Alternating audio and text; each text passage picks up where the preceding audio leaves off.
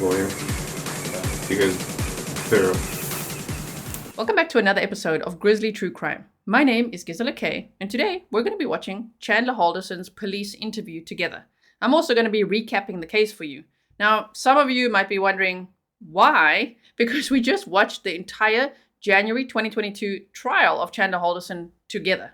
But I recently ran a poll when we had premiered part 1 and part 2 of his Girlfriend of the Times interviews. Her name was Catherine Melander, so if you didn't see that, check that out on the playlist.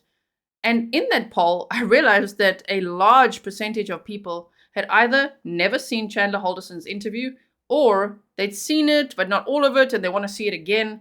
So here we are.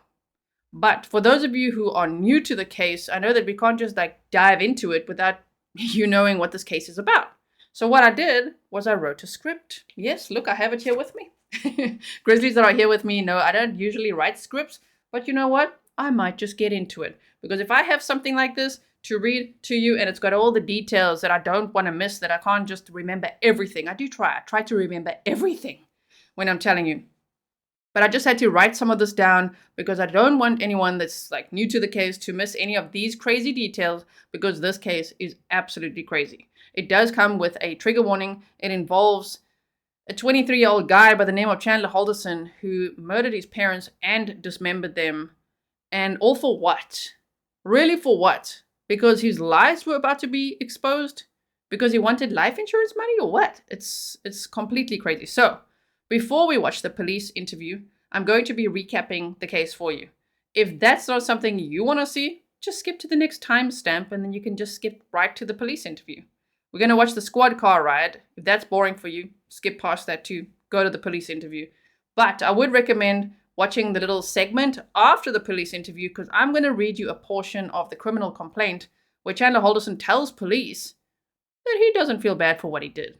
So everyone's been asking throughout the trial days, where's that from? Because I'd read that portion throughout these long trial days, and I want you to be able to have it right here on this video. Okay, so I'm going to be reading this to you. Okay, so if you see me looking down, this is what I'm looking at. And I just want to explain what happened here as best I can. Of course, all the details and the biggest deep dive that you could ever have is on all the trial days, which are defluffed for you. There's no coffee breaks, no lunch breaks. It's very efficient. You can see every witness with the timestamps, and I would just recommend checking it out if you want to know more about the case, because the state did such an excellent job presenting the evidence, and they only had 6 months to do so. From the day of the murder to the day that the trial started was about 6 months. So what an amazing job they did. At minimum, please watch the opening statements. They were so good. Okay, so please note that this content is for adults only. Viewer discretion advised. If you haven't yet, hit the subscribe, like, and share.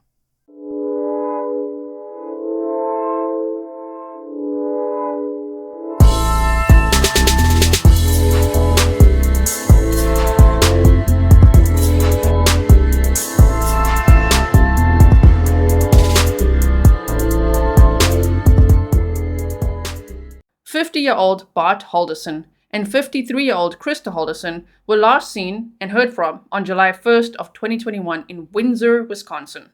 They had 2 sons, 24-year-old Mitch Halderson, who worked in IT, and 23-year-old Chandler Halderson, who pretended to work from home for American Family Insurance. He also pretended to attend college, MATC, and he was also pretending that he got a job at SpaceX and would soon be moving to Florida with his girlfriend. Yeah, pretended to, because none of that was true. Mitch was engaged, he'd moved out of the home, and Chandler was living at home, 23 years old, and mostly playing video games.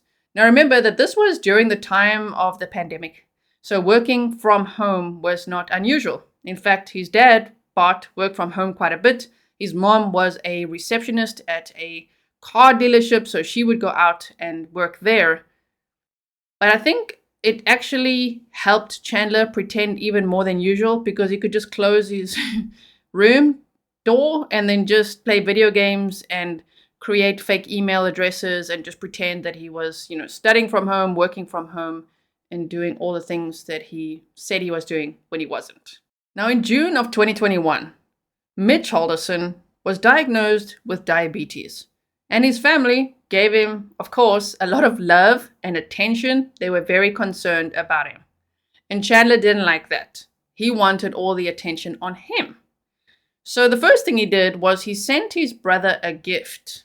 Okay, while his brother was in the hospital recovering, getting all the checks done, Chandler sent him a bullet with the words "Get well soon" on them, which in hindsight is a huge red flag and a big threat. You'll find out later why, just based on Chandler's next actions. He then decided to throw himself down the stairs. I don't know how else to say it. He said he just fell down the stairs at the house and sprained his neck. Okay, but then he told everyone that this injury was life-altering, that he had nerve damage, he would need brain surgery, he'd need a colostomy bag, that just so much. He added so much to that neck sprain that it's unbelievable. He even said that he lost his SpaceX job because of this injury. Because apparently they're just so intolerant. They wouldn't take him while he was recovering. So he then wore a neck brace for 2 weeks to get as much sympathy and attention on himself from his parents as possible. Taking attention away from Mitch.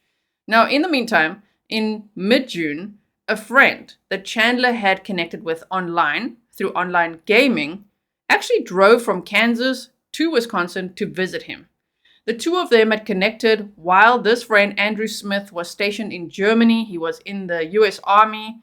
And so they would meet up online and play first-person shooter games.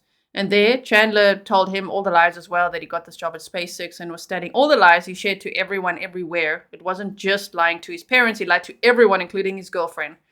But he told Andrew that his favorite weapon was an SKS rifle. So, because Andrew bought and collected and traded and sold guns, he thought, you know what? I have an SKS rifle at home and I'm not using it, so I'm going to give this to my best friend. This is going to be such a cool gift because that's the thing that they connected on. So when he visited him for 2 nights in June of 2021, he brought this gun.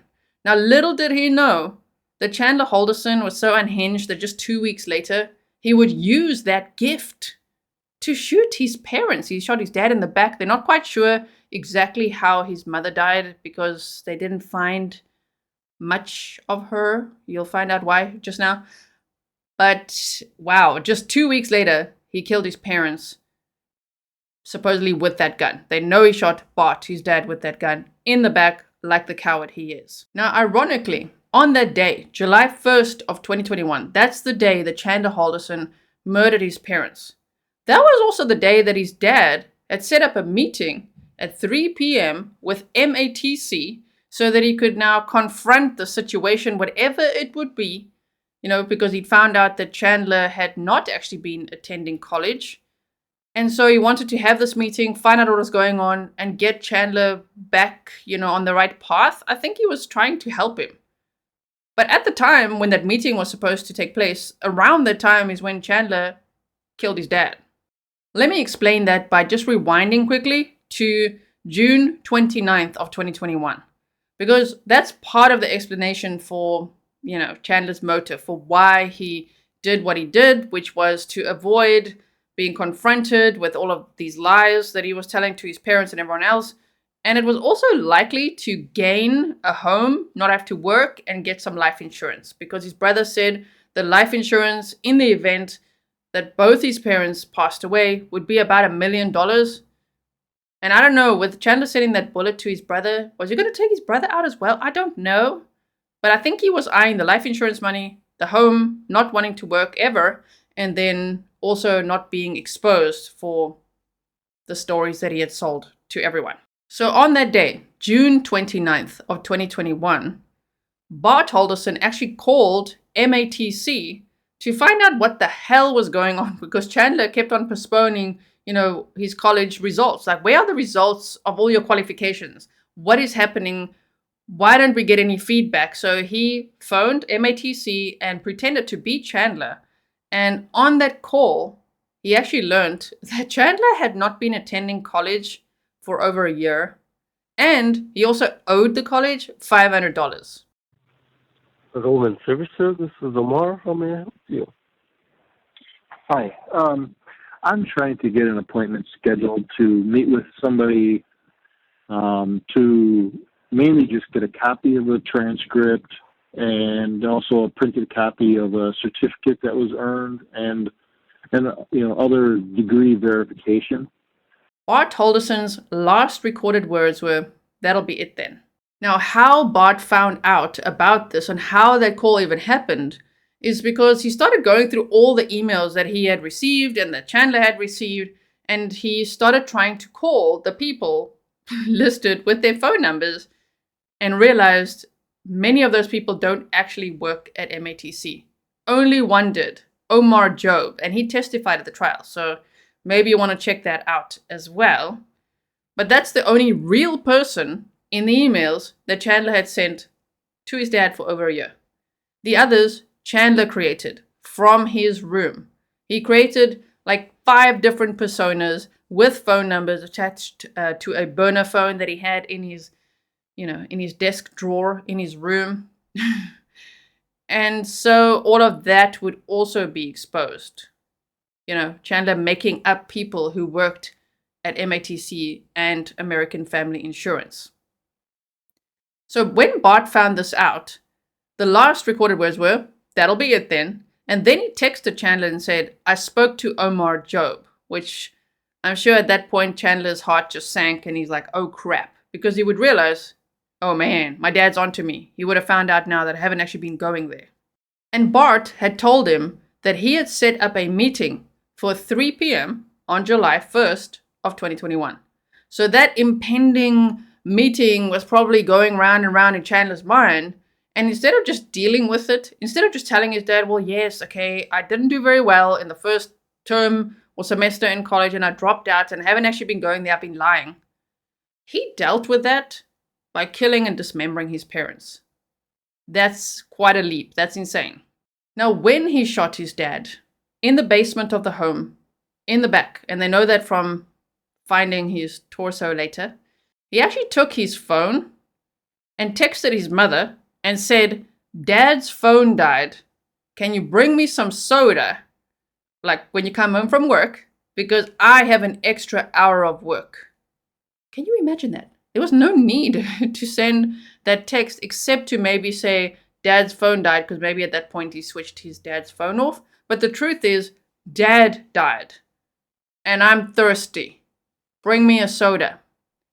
Krista's last text were to Chandler where she said, "K, I can." And she brought him that soda. She pulled into the house at 5:12 p.m. on July 1st of 2021. And police believe that he shot her also in the basement shortly after that. His parents would have died not really knowing the full extent of his lies.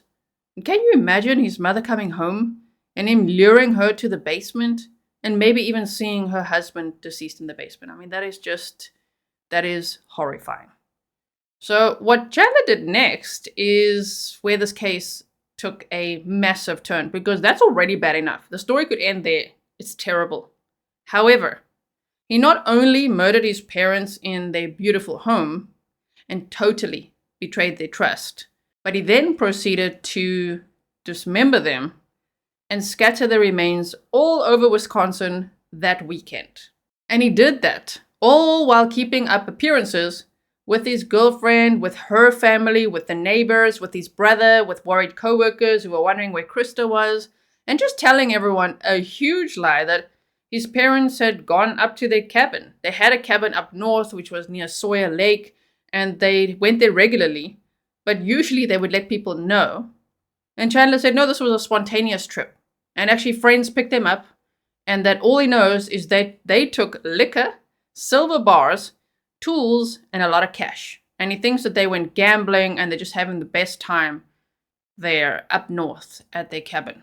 And he kept that lie going for a few days. In fact, he ran out of time really on July 7th of 2021, because at that point he was forced to report them missing because of the amount of people that were so worried about them. And you might wonder, well, how did he keep up that lie? Well, he texted himself from his mother's phone saying, "We've arrived safely at the cabin and we're going to see the parade." And he sent that to himself on July 4th of 2021. But police quickly realized, well, the parade was on July 3rd, so that's already a huge red flag. And when you watch this police interview, you'll see Chandler trying to cover for that lie, because he's like, well, yeah, that was fishy. Why would they text me on the 4th when the parade was on the 3rd? So he realized later that he made a big mistake doing that. Okay, but let's first go over some details of what he did. So on July 1st of 2021, right after murdering his parents, he hopped in the shower and FaceTimed his girlfriend. Now, apparently they did that quite regularly, but he just carried on as if nothing had happened, which in hindsight must be so scary. To think of that call, Chandler Halderson standing in the shower after he had just murdered his parents.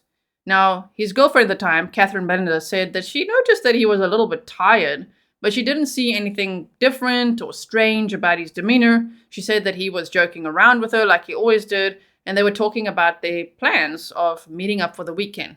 What's interesting is for the 2 weeks leading up to the murders, Chandler had told Catherine that he was grounded and couldn't see her, and yes, 23 years old, grounded and couldn't see her. I wonder what that was all about. I wonder how long he was really planning these murders or what he was doing. He'd apparently told his friend Andrew Smith that he actually planned to break up with Catherine Melinda, and he'd apparently cheated on her quite a bit in the past. So, yeah, he's just a horrible, I don't even want to say person. Is he really a person, a human being? I don't know. He's a horrible creature all the way around. He then went to buy 2 bags of ice, and he was seen on surveillance no longer wearing his neck brace. Now he was fine. He didn't need help with anything. He could even carry heavy things, which that must have been a shock for Catherine and everyone else to see at the trial, because a lot of evidence was being gathered in the 6 months before the trial. A lot of people really get snarky at Catherine and kind of write her off for still speaking to Chandler while he was in the jail after he was arrested. But I mean, evidence gathering took time, and it was all only really presented at the trial. That must have been a huge shock to everyone to realize not only that he killed and dismembered his parents, but also that he didn't ever have the job at SpaceX. You know, when you saw Catherine Melinda's mom on the stand, it seemed to me like she still believed in all the other lies, like the jobs that he had, and you know, that his parents weren't very nice to him, and he got this apartment in Florida, and he was going to move there with her daughter, Catherine. Like, you know, I think a lot of this took time to process that he just lied about everything. When he got home, after buying those 2 bags of ice, he tried to burn his parents' remains in the fireplace at the home like a dumbass. If you follow true crime cases, you know that that's not possible. It doesn't get hot enough, okay? Like, this guy. But he also had a measuring tape and all sorts of saws and lots of tools from the garage to cut the perfect sizes of remains so that he could just put them in the fireplace. He apparently burnt his parents' heads in the fireplace. And he also put fans in front of the fireplace to make sure it got extra hot. And he apparently poured an accelerant on there as well, which police think could be the alcohol that he reports the parents took to the cabin. They found over 100 bone fragments from his parents' remains in the ash trap at the home. And that included teeth and skull fragments and neck vertebrae and, you know, remains from their hands. So he burnt his parents' heads and hands in this fireplace for hours. And you need to check out the trial to see that full fire presentation that is so eerie, where a neighbor's camera actually could see the window just glowing throughout the night, you know, as he was burning their remains in the fireplace.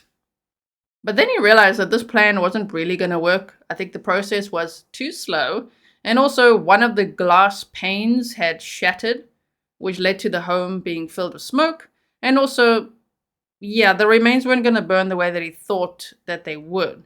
So he then decided that he would need to scatter the rest of them in different locations. They never found all of their remains, which is very sad. Now that weekend, that's what he did, of course, while doing many other things to, again, keep up appearances.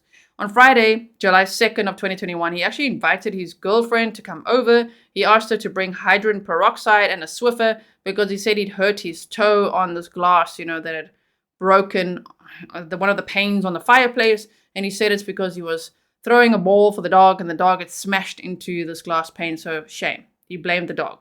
He also called the dogs, you'll hear it throughout the interview, the girls. So that might annoy you. There's a spoiler alert for you. He's going to say the girls a lot in this police interview you're about to see, because that's how he referred to them. But yet he blamed them for, breaking the glass, when really it was him and what he was doing. So his girlfriend, being worried about this toe hole that he said he had and how much blood he said was just all over the house, brought the Swiffer and a hydrogen peroxide bottle, and she slept over, and they slept in this couch fort in the living room that night. Why? Because he wanted to keep a close eye on her. He didn't want her to tiptoe down to the basement to get some ice cream out of the chest freezer. No, because his parents' remains were in there. See, that's what he needed the ice for as well. I wonder if he also kept them elsewhere. I don't know. Apparently everything very sinister was in the basement, and right there, that fireplace. Also, big red flag. However, the couch fort, yes, at age 23, the couch fort that he made was right there in front of the fireplace. And Chandler had also just explained that away. The smoky smell, using the fireplace in July. And because she had believed everything that he had ever told her, there was no reason for her to jump to the conclusion that, wait a minute, he's lying, something's up here, he must have dismembered his parents' bodies and put them in the fireplace. No one's going to jump to that conclusion. Now, on the Saturday, he told her that he was doing chores, when what he was really doing was scattering his mother's remains along the Wisconsin River. Investigators believe that they probably put her arms and torso in the Wisconsin River, and the current's very strong, and they tried to have divers in there to look for it, but they never found the rest of Krista Halderson. In fact, they only ever found her legs. A full right leg and half a left leg, and some bone fragments in the ash trap at the home. It was actually because of Chandler Halderson's girlfriend, Catherine Melander, taking a screenshot of a Snapchat location where Chandler was, which was at this favorite swimming place. He was a swimmer apparently in high school. Everyone said he was quite a good swimmer, and he liked to go swim there at the spot along the Wisconsin River. And so that's where she saw him on Saturday morning at 8:30 in the morning. And she's like, that's weird. Why is he lying to me again? Is he cheating on me? I'm taking a screenshot. And she gave that to the police, and they went to look in that area, and that's where they discovered Krista's partial remains. On Sunday, the 4th of July of 2021, Chandler texted himself from his mother's phone to say that they'd arrived safely at the cabin, and then they were going to this parade. And we already know that that was a huge mistake, which you'll see in the police interview, him covering his own ass. He wrapped his parents' phones in paper towels and also layers of foil, and he put their driver's licenses in between the phones, and then he stashed that little parcel in one of his mother's shoes. That's another really weird thing that he did. Many people throughout the trial coverage asked, well, why would he not just throw their phones away, in the trash, in the river, or something like that? But I think it's because he had future plans to pretend that they had been kidnapped or asking for ransom or who knows what, because that is a very strange move. And if you do some research on, wrapping phones in foil and all of that, it could actually work for them not to be detected. But of course, the detectives were digging through everything at the house at the time when he was the prime suspect, and they had the search warrants they needed to really pick apart everything in the house and find all the evidence that they needed to charge him with 8 different counts of the most sinister things, that they of course found that little parcel in his mother's shoes. But that is so weird that he did that. Now that afternoon, July 4th of 2021, Chandler went with his girlfriend to her mother Dulce's fiance's farm property, which was in Cottage Grove, where they had a late lunch together, and they took a stroll on the property, which that sounded like they didn't often do that. It's like he wanted to go for a walk and look at the berries and look at the wood line and check out the chicken coop, and really he was sussing out the property because he had plans, for the next day. And wait till you hear what that was. So he was still lying to Catherine, his girlfriend, about his symptoms, from his neck injury. And she was trying to nurture him and help him. And so she suggested that he swim in this above the ground pool on the property so that he could have some sort of physical therapy. Maybe that would help his injury. It would be low impact sort of training. And so he swam that day. And I think by scoping out the property and having a swim, he came up with a horrible plan. Now that evening, he'd actually said to his mother's co-worker, Dan, who was very worried about Krista and had been to the house, literally knocked on the door, and Chandler answered the door and came out in his towel, and he talked about his frigging toe injury and just said, no, his parents they went to their cabin up north and he's trying to buy himself time because obviously people are like, Krista would never be a no-show for work. She was supposed to work on July 2nd. So he knew he's got to kind of, keep his enemy close, so to speak. That Dan was a little bit suspicious about things, so he decided to befriend him and say that he would like to come over and watch the 4th of July fireworks with him. So Chandler and Kat went over to Dan's house and watched the fireworks with him and took him a bottle of wine. And I think that bought him a little bit of time while he's also expressing, concern about, he doesn't think his parents are like missing at this point, but he'll just keep an eye on it and keep Dan in the loop. The next day, Catherine went to work. Remember, Chandler didn't work. Catherine worked. And so on July 5th of 2021, Chandler returned to that Cottage Grove property alone. So to his girlfriend's mother's fiance's property, who he wasn't very close to, he arrived there alone in the afternoon. I think it was around 4:30 p.m. And Chris, the owner, was very surprised. Like, what is he doing here? She was working in the garden. And she's like, okay, hi. Like, how are you? What is happening? And he just said, he's got like brain fog and he's struggling with numbers and he's getting lost. And she's like, oh, okay. And he's like, can I use the pool? So she said, sure. He said that his girlfriend suggested that he use the pool for like physical therapy. And so there he was saying, can I use the pool? And she's like, okay.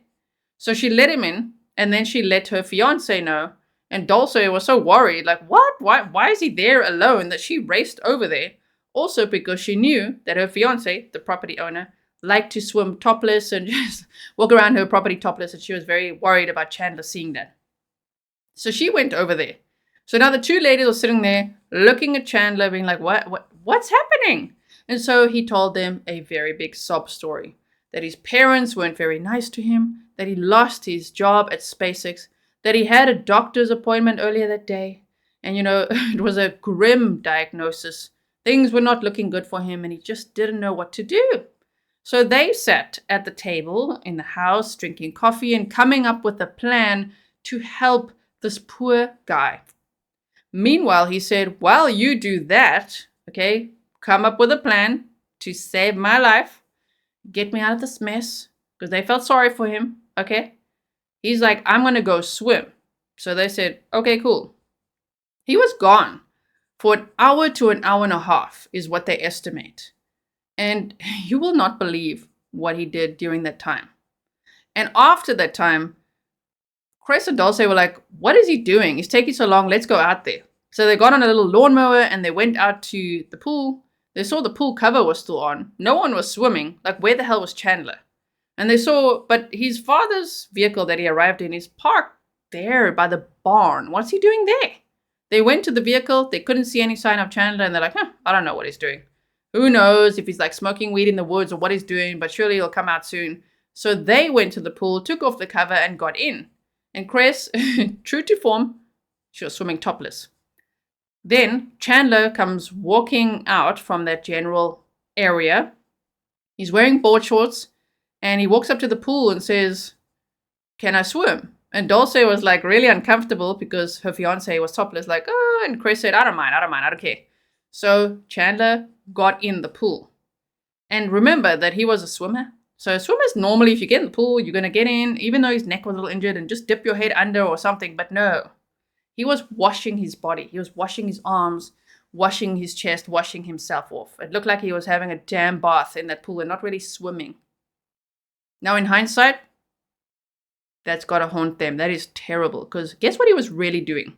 He had driven his father's vehicle, parked it close to the barn, opened the boot, which I think you guys call the trunk in America, and rolled out like a wheelie bin, a bin with a tarp inside and his father's torso.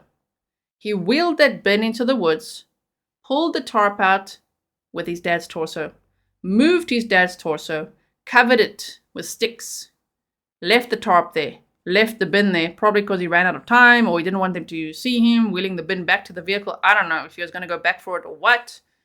Then he unloaded a whole stash of tools that he used to dismember his parents' remains with and put them in this old oil drum on the property, still stained with his parents' blood. He also threw away a bag of bloody rags, and it still had a receipt with his girlfriend's name on it because it was a Target bag from a pickup that she did when she brought him dinner on the Friday night. So that's terrible that he would just have her name on it, in case it gets found or something. He also hid the murder weapon in the barn. He hid it well, to the point where police, when they searched that whole property, didn't find that rifle. Cress, the owner of the property, found it in October, reported it to the police, and they came and got it. So yes, after being in the wood line and fiddling with his father's torso, he got in the pool and washed himself off from touching the remains. That's what they have to think back to. Oh man. Okay, so after the swim, he apparently got out the pool, he said thanks a lot, and off he went, and he went to Kat's house, or Kat's mother's house, and they had dinner together. Now, over the next few days, Chandler had driven around quite far north as well, in Wisconsin, and yet they didn't find any evidence there, but he was probably scattering more of his parents' remains in those areas. And on July 7th, being pressured by everybody around him, Chandler decided, okay, it's time to report his parents missing and tell the police the lie, that his parents went up to the cabin. So he stuck with that story. The police were already like, what? Because it was first a missing persons investigation. And all the news coverage and everything was about these missing parents who got picked up by some random couple in a car that nobody knew what it was. And they went up to the cabin and they just disappeared. So this could have been really anything. But police very quickly zoned in on Chandler, especially because on July 7th of 2021, they came to the house. And he was walking them through the house, trying to control everything, of course, and telling them about his toe injury and the blood that was everywhere that he cleaned up, telling them the story about the fireplace, and just saying things that they thought, that's a lot of detail. It's pretty sus. They then started canvassing the neighborhood and getting surveillance footage from the neighbors, which Chandler then realized, oh crap, they're going to go and ask neighbors things. So on July 8th of 2021, the first thing he did was in the morning was go to the neighbors' houses and literally knock on the door or ring their bell and say, hey, do you happen to have surveillance cameras? And they're like, some of them say yes. Oh, what can they see? And he's like measuring to see, go check it out on the trial footage. I think day 2.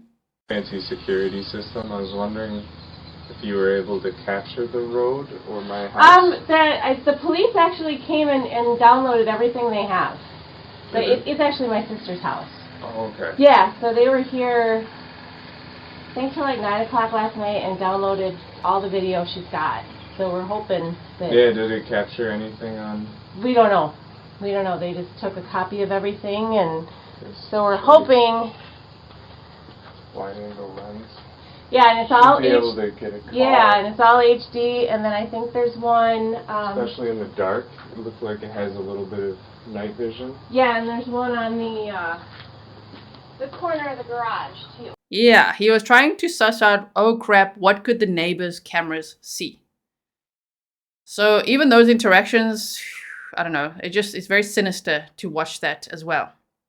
Now that afternoon, the police, which is only the day after his parents were reported missing, the police and Chandler's brother actually went up north to the cabin along Sawyer Lake there to check, if the cabin had even been visited that weekend. And they realized the grass was long. It wasn't like pushed down or driven over. There's a certain log there that hadn't been moved, and the parents really hadn't been there. They could tell no one has been here for quite some time. So that's a lie. And while they were out there, the police from Chandler's area were supposed to also come out and search, but they told the police locally there that they're not coming out. It's just them searching. Just search it thoroughly. And the reason was because at around 3 p.m. on July 8th of 2021, the police had discovered Bart Halderson's torso. They had gone out to that farm because they spoke to, obviously, Kat, they spoke to Dulce, they spoke to Chris, they spoke to neighbors, they spoke to Mitch, the brother, everyone they could, Dan, Mary, right, to get information. The Hilgendorfs, the best friends of the Haldersons, they were gathering information and they realized, oh, so Chandler had been to this farm property over the weekend, and Chris had said, well, yeah, he was somewhere there at the back near the wood line. I'm not too sure what he was doing. So they went straight there. They saw tracks in the grass where he had driven. They went into the wood line, and there they discovered something that they weren't too sure when they first saw it. Like, what is that? What are we looking at? And they realized it was a male's torso with gunshot wounds in the back. And so it obviously took a few days to identify who those remains were, and it turned out to be Bart Halderson's. It took until July 14th to discover Krista Halderson's partial remains, which, as we know, were her legs. And in the meantime, that same day, Catherine Melander and Chandler Halderson were taken to the police station and they were questioned. Catherine more because they wanted as much information about Chandler as possible, but obviously also to, eliminate her as a suspect. But Chandler, oh man, on that day, they just let him tell all the lies to his heart's content until at the end, watch that part where they literally like, we're not BSing you, okay? We know that your parents are no longer alive. We know what you did. And so he's like, lawyer, right? So you will see that. So it's on the same day as this police interview that you're going to see that Chandler Halderson was initially charged with lying to the police about a missing persons investigation. On July 14th is when they discovered Krista's partial remains. And on July 15th, Chandler was charged with the first-degree murder of both of his parents, hiding a corpse, mutilating a corpse, and of course still the lying to police. So 8 counts. And he was found guilty on all those counts in January of 2022, which is when his trial took place. And he was sentenced to life without parole in March of 2022.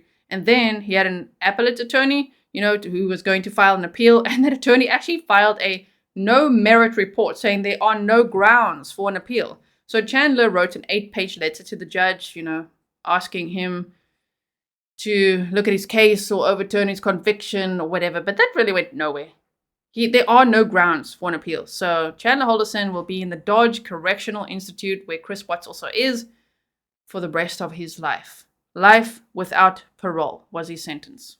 Okay, so now I hope that those of you who are new to the case or just wanted that refresher of majority of the facts, of course there's so much more if you watch the trial. I hope that you feel like you know a little bit about it, and now we can go into the squad car ride and this police interview with that knowledge. I would recommend checking out the playlist where you will find all the trial footage. There were 9 days of trial. It's not even that long. You can catch up so quick. And then you could just jump to the witnesses that you want to see testify. I would highly recommend checking out the Hilgendorfs, which were Bart and Krista's family friends. Their testimonies were great. Obviously, Andrew Smith, the guy that gave Chandler Halderson the gun, and then his girlfriend at the time, Catherine Melander. She's very, very different to how you saw her in the police interviews. If you didn't see that, check out part 1 and 2. I think all the evidence just really hit her. And she apparently stopped talking to Chandler about 2 months before the trial and has never spoken to him again. So it's very sad to see her bubbly nature. She was just so obviously somber at the trial, and she cried during her testimony as well. So check that out too. And then, of course, all the expert testimonies, all the passionate detectives that worked on this case. It was a really great trial to watch together. So thank you to all of you who did watch that with me. Okay, so now we've come to the part where we're actually going to watch the squad car ride and Chandler Halderson being like, am I a suspect? Like, he was very on edge. I think he had a hunch that something was going on. They've caught on. They found something. And yet still in the police interview, he lies and lies and lies until those lies, reach its expiration date and he is cuffed. So you will see that, and then follow the timestamps, especially if you don't want to watch the squad car ride. Follow the timestamps. They are in the pinned comments and in the description box, so you can just hover over the video. You'll see the natural breaks, the points that I've made for you, the chapters, if you will. And also, right after the police interview, I'm just going to read you the portion where Chandler says that he doesn't feel bad for what he did from the criminal complaint. Yeah. Can you please tell me something? I honestly don't know anything. Is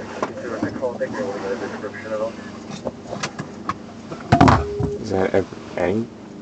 What's that? Do you think they're okay that they're doing this? Yeah, I haven't heard anything. I was out here earlier walking around doing the canvassing stuff, and that's basically what I've been doing.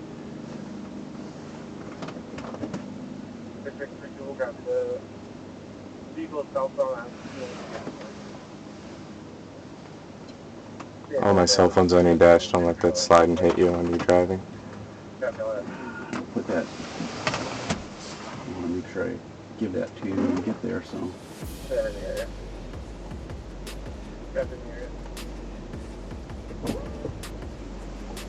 Like we're no longer on the phone with that caller. Okay.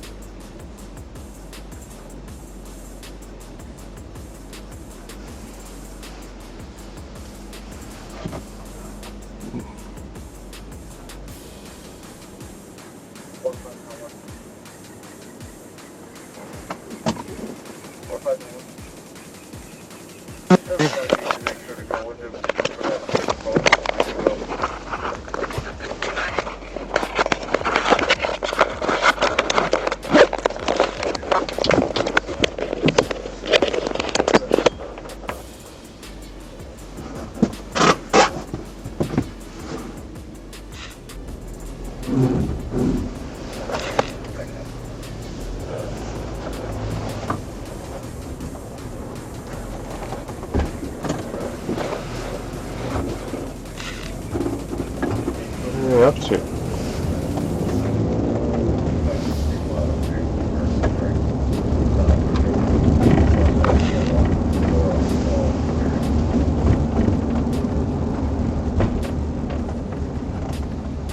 Officer? Yeah. What are they up to? I didn't hear that. What are they up to? My guess is they want to just ask some more follow-up questions and stuff. No, they went into the house. No, they wouldn't go into the house and stay at They just went behind it. Oh, I can see that.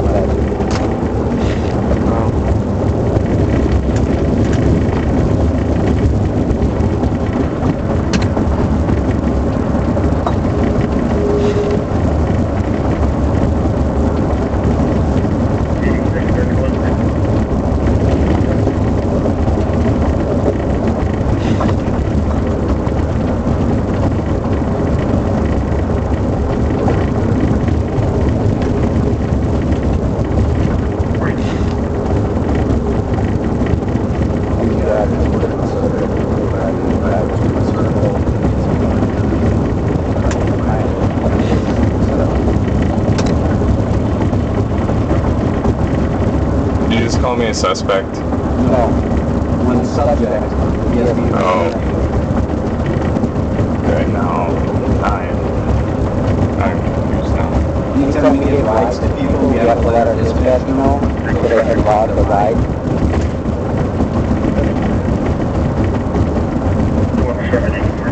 California, 7, Edward, Sam, Zebra, 4, 5.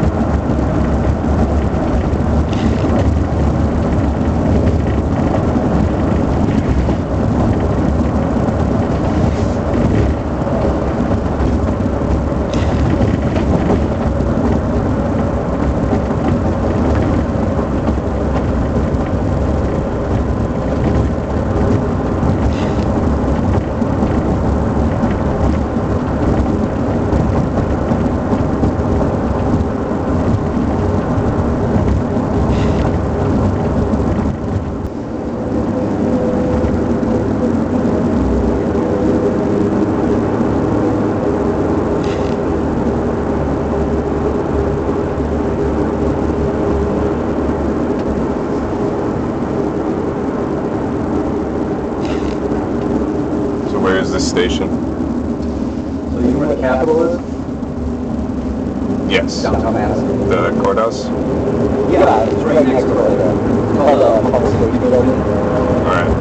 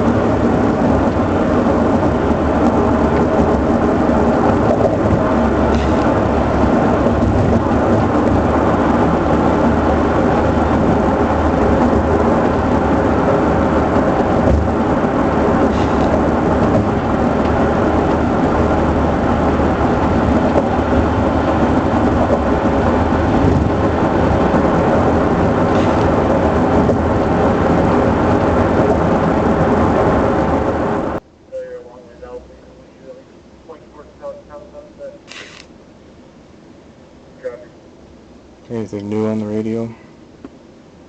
No, that's just general stuff going on. Just calling Carl and Tom and Donovan.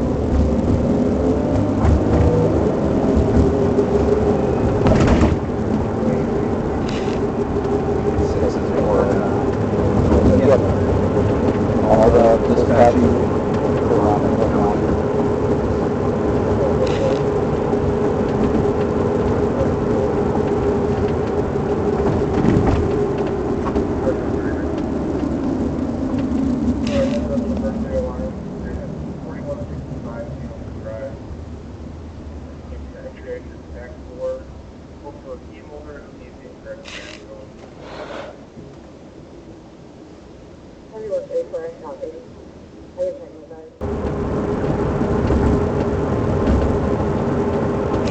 Why do they have my girlfriend too? I don't know. I haven't met her girlfriend. Is that her up there? Yeah. Why are we separate as well? Oh, we always transport separate vehicles. On my phone? Can I make some plans with the dogs? Is that not allowed? Yeah, when we get down there, I'm sure you can talk to them. I think, do they normally eat at 6? I just need someone to do something for my dogs. Oh, yeah. Is your brother Mitch? He's at the cabin. He's gonna go search it. I found some keys are for him. Oh, okay. You said you found keys for him? Yeah, some keys, yeah.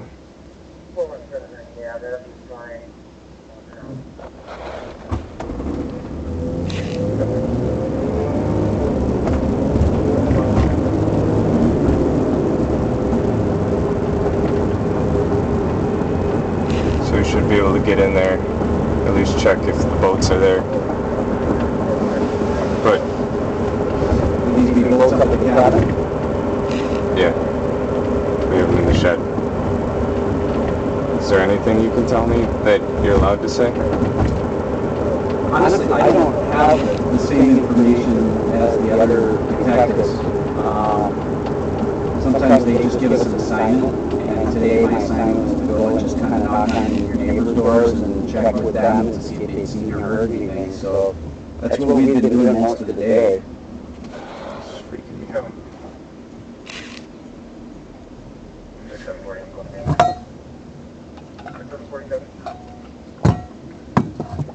Yeah.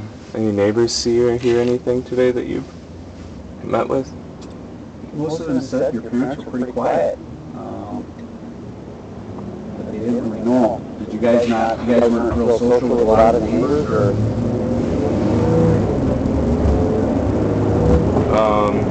No, not really. Just the neighbors. Yeah, right next door and stuff. Today there was quite a competition mowing grass between your dad and neighbor.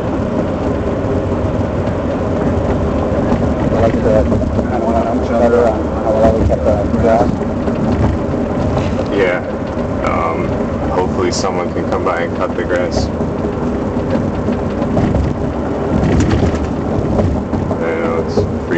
out in long grass. Bad sign, apparently.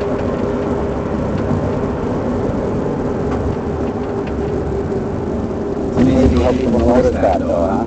But yeah, the grass, especially because he does it so often.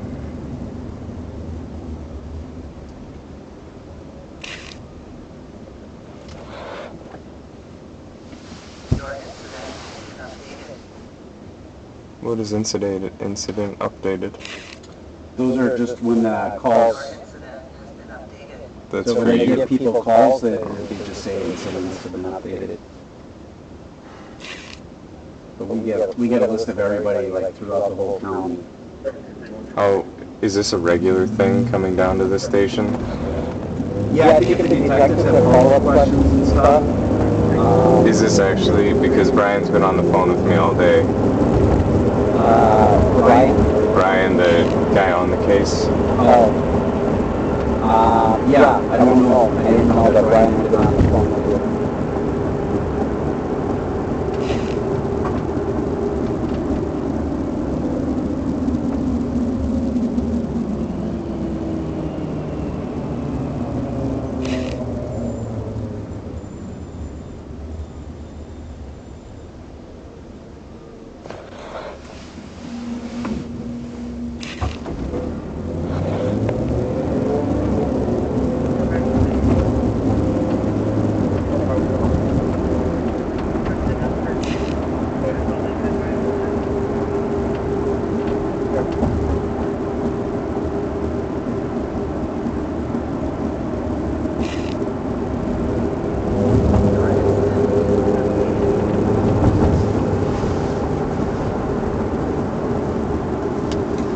And if I'm allowed to go yet tonight, how am I going to get a car to go home?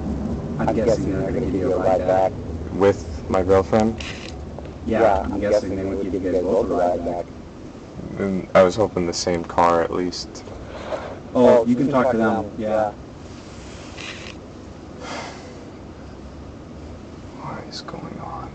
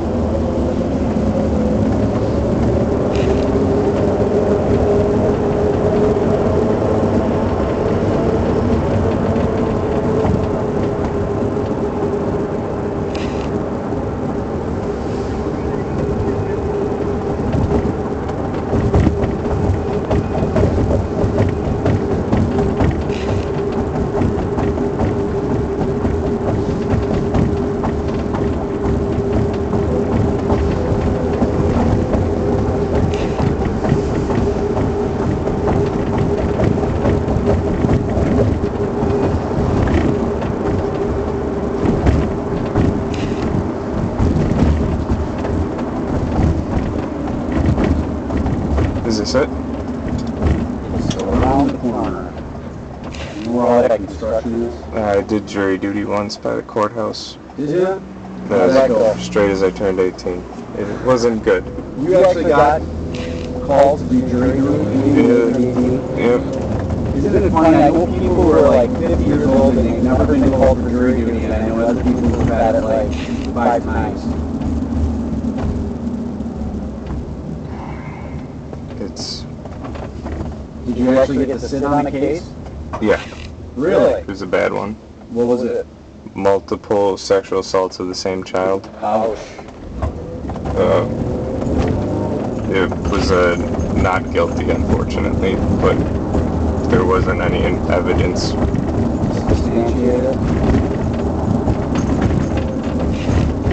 That was the charge, at least, from what I remember. How long did that take?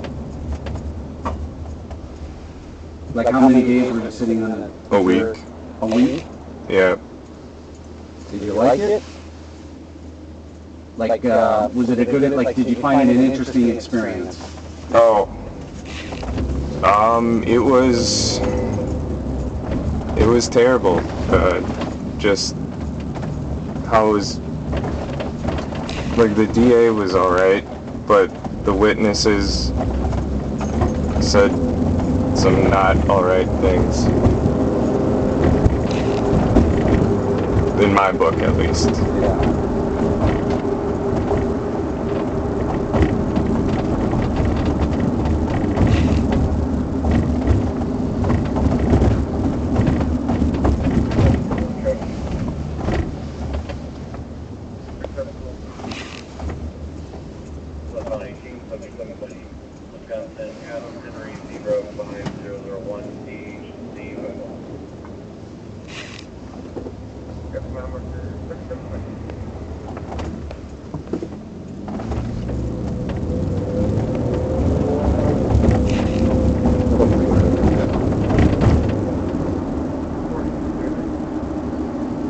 The other PSP when you out is 50.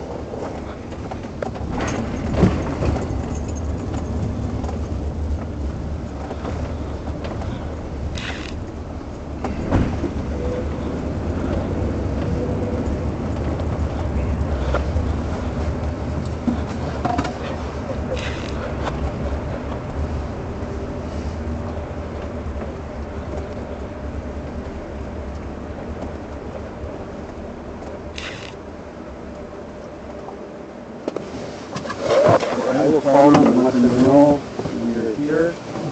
Can I have my cell? I'll let them give that to you. Or at least stand a little bit. I can't Just be give me a here. second. This hurts.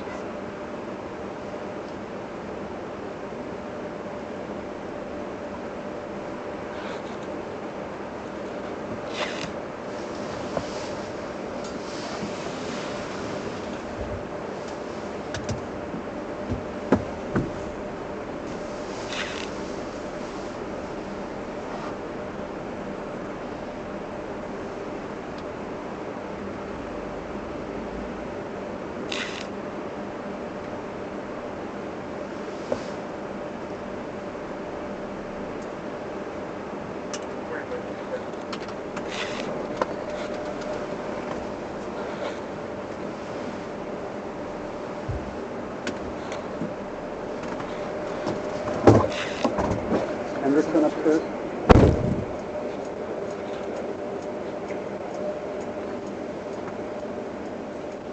Yeah, they're out there.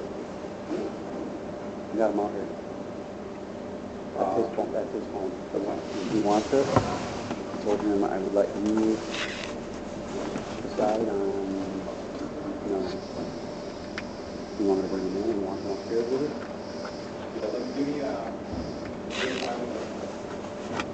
And then where do you want me to bring him? Okay. Yeah.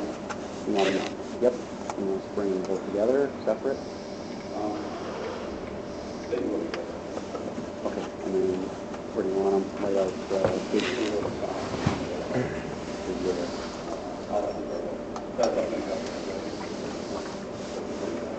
Okay.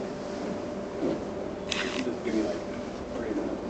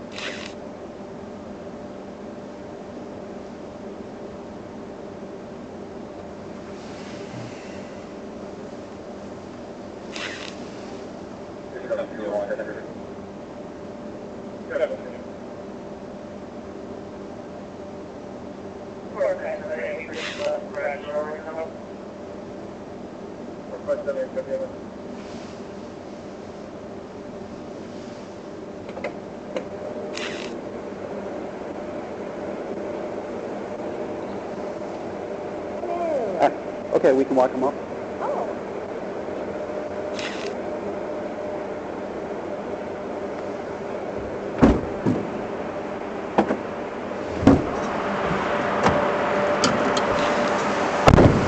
Grab it. Are you able to get out? A little help. Yep. Got it? Okay. We're going to head over this way here. Yep, I gave it to one of the detectives, so they've got it.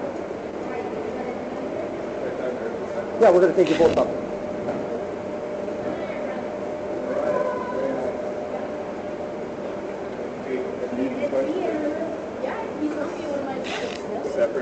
Separately? You guys want a water or anything? Go ahead, grab a water. You need water? Yes, go ahead.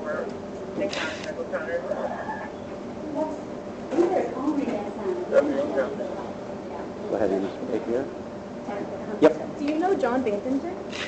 Van Dinter. That's an old name right there. That's my grandpa. Is it really? Yeah. Okay. And my grandma's Mo Bandinger. Ah. Yeah.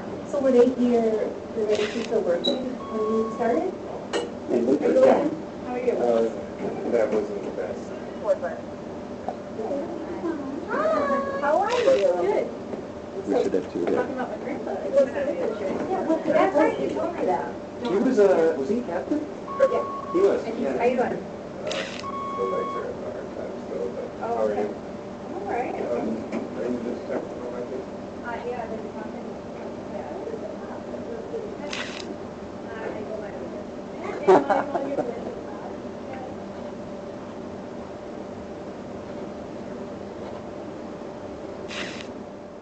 Hey Chandler, how are you doing? Not good. Good, good. But you guys switch spots. Yeah. You want to sit in that red chair? Yeah. What's in the cup? Just water? One water? Water. Okay. Here's an extra one. Check it. No, you're good. What's going on? All right, so we're just going to talk to you a little bit more, okay? Let's write some seat each here. The other one. All right, just so you know, I'm gonna record stuff, okay? It just helps me remember everything and picks up everything that we talk about. All right, so Brian Shunk, Detective Dane County Sheriff's Office, we spoke yesterday. Yeah. Chandler Halderson. Yep. What's your middle initial, Chandler? M. M as in Michael. Michael. And then your birth date. 3/15/1998. Got it. And then your cell phone, I already have. We've been talking on that. So obviously we're here. We want to talk a little bit about your parents going missing, right, Krista and Bart. Before we get started, just because you're up here, okay, so I'm just going to read you your constitutional rights. Okay, so it's a Dane County issued card that they give us. So I'll just read them to you right off the card, okay? You have the right to remain silent. Anything you say can and will be used against you in a court of law. You have the right to consult with a lawyer before questioning and to have a lawyer present with you during questioning. If you cannot afford to hire a lawyer, one will be appointed to represent you at public expense before or during any questioning if you so wish. If you decide to answer questions now without a lawyer present, you have the right to stop the question and remain silent at any time you wish, and the right to ask for and have a lawyer at any time you wish, including during the questioning. Okay.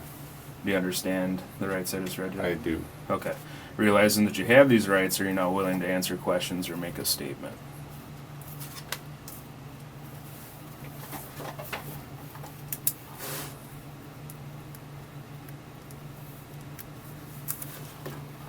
Just need a yes, right? Yeah. Yes. So Yes, the okay, second yes, one. okay. So I'll just read it again. Realizing that you have these rights, are you now willing to answer questions or make a statement? Oh, I will make a statement. Okay.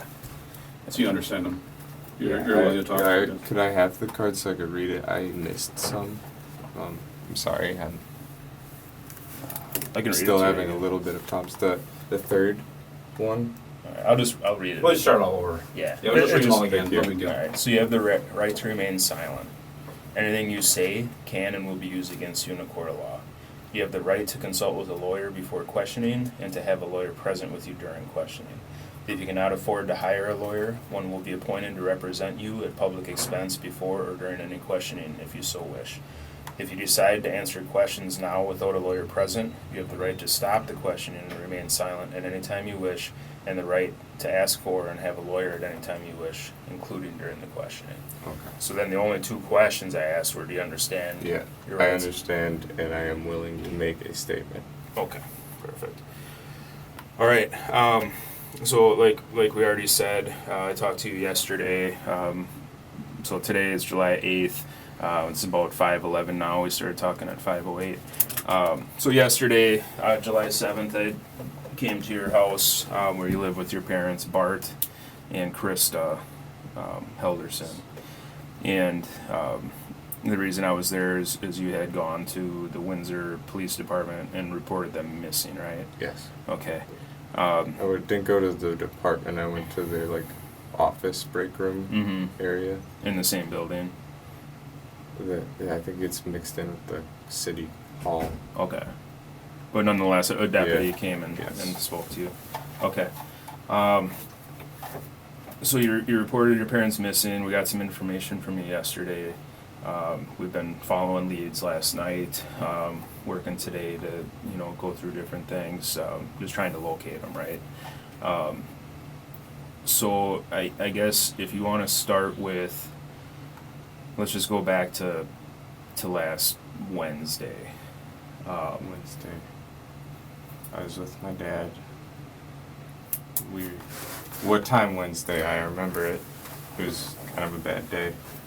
Okay. Why was it a bad day? Well, my ma had work, so she was gone. My dad and I were watching something over lunch. It was The Wheel of Fortune, and we normally have the couch, with our back facing the table we sat at the end of you coming. Downstairs or upstairs? Downstairs. Okay. That room with the TV. I tossed the ball, and I smashed the glass. Okay. With the dog's help. Set my dad off, and we tried to clean it up. Okay. I don't know about him, but I got injured. But he was mad. He didn't really talk to me too much that day.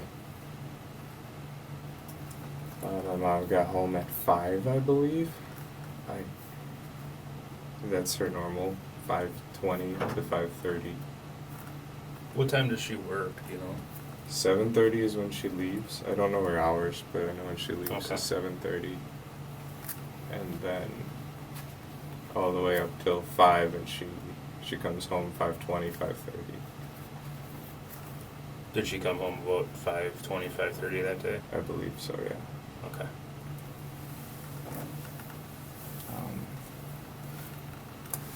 So you guys are downstairs, just to touch back on that quick. So the couch, so yesterday when we were down in your basement, the couches were In a bed. He helped me put him in a bed before. Okay. Yeah, on Thursday. But they put it into a bed so I could sleep near the bathroom, and the dogs sleep in that floor. So okay. they'll be a lot better if they're sleeping on that floor. Downstairs floor, Yeah, just cooler for them or something. kind of, yeah. Probably. Okay. All right. So you were tossing a ball. What type of ball was it? Just this gross, hairy tennis ball that Oh, okay. Rizzo loves. All right. Just like a green tennis ball, like a normal Yeah. ball. Okay. With the squeaker, not like a Oh. tennis racket ball, but They don't chew dog those. My tennis dog ball. chews those out of any tennis ball. They just chew the squeakers out and then they don't play with them anymore. Right. All right, so you're just tossing that around, broke the fireplace glass. You said you were injured. What type of injury did you? I got a pretty deep hole in my foot. The- Last night Mary looked at it and she said the reason it keeps bleeding is because there's glass in it. Oh, So, that's you showed us your toe. Yeah, I showed the Okay. detective Lisa. Yeah. Lisa. Yeah. Okay. Yeah, so that one. It could be infected is what she's thinking, but Neosporin's been helping. Okay, good. Keeping it clean and stuff. The best you can. I know how, I guess. Yeah. Okay. Wednesday, back to Wednesday. Yeah. Once I got all the glass out of the dog's hair, she didn't sustain any injuries. Good.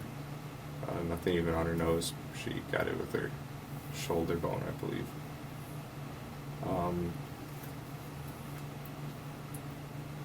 So glass dog. That was roughly around 2. And then the rest, he didn't really talk to me. I went back to doing like a job search, kind of just shitting my day away. Just getting games, YouTube maybe. That's when I came across one of the jobs I liked. But then 5 o'clock rolled by and Mom came home. Dinner, What did you guys have Wednesday night? I couldn't tell you. Okay. Who made it? I think it was probably just stuff from the fridge. Okay. I think we all did our own thing again. Sure. By the way, a detective at my house said something's happened, and while we were leaving, people were going inside. Is there a warrant for my house? Should there be? No, I'm just wondering if Okay. can they go in? As far as I know, they were at your house and they were going to be there talking to you to ask if you would come up here and talk to us. But Officer Haley just like walked pretty much in to the gate. You know, the gate on the outside. Mhm. She just kind of walked in. I was wondering if we Was got that a warrant. when you were getting your wallet? No, we were I was in the car waiting to leave. I was just wondering if everything's okay, because she Okay. said something's happened Okay. and we need to go down. Alright. I'll find out what that's about. Well, has anything bad happened? Oh. Not sure. Alright, so Wednesday night, Mom comes home. Dad was angry. Was he yelling, or what was? How would you describe Dad being angry? It was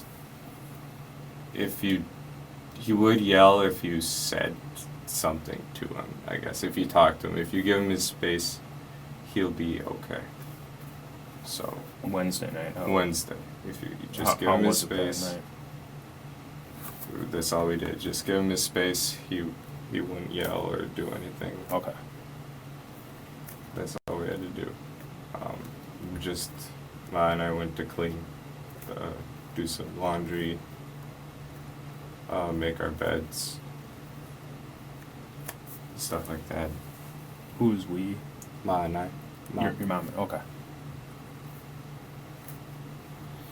And that was Wednesday night. Yeah, and we had an early night. No TV that night. Gotcha. What time did your parents go to bed Wednesday night, do you think? I was in bed at 8. You were? Yeah. Okay. Yeah.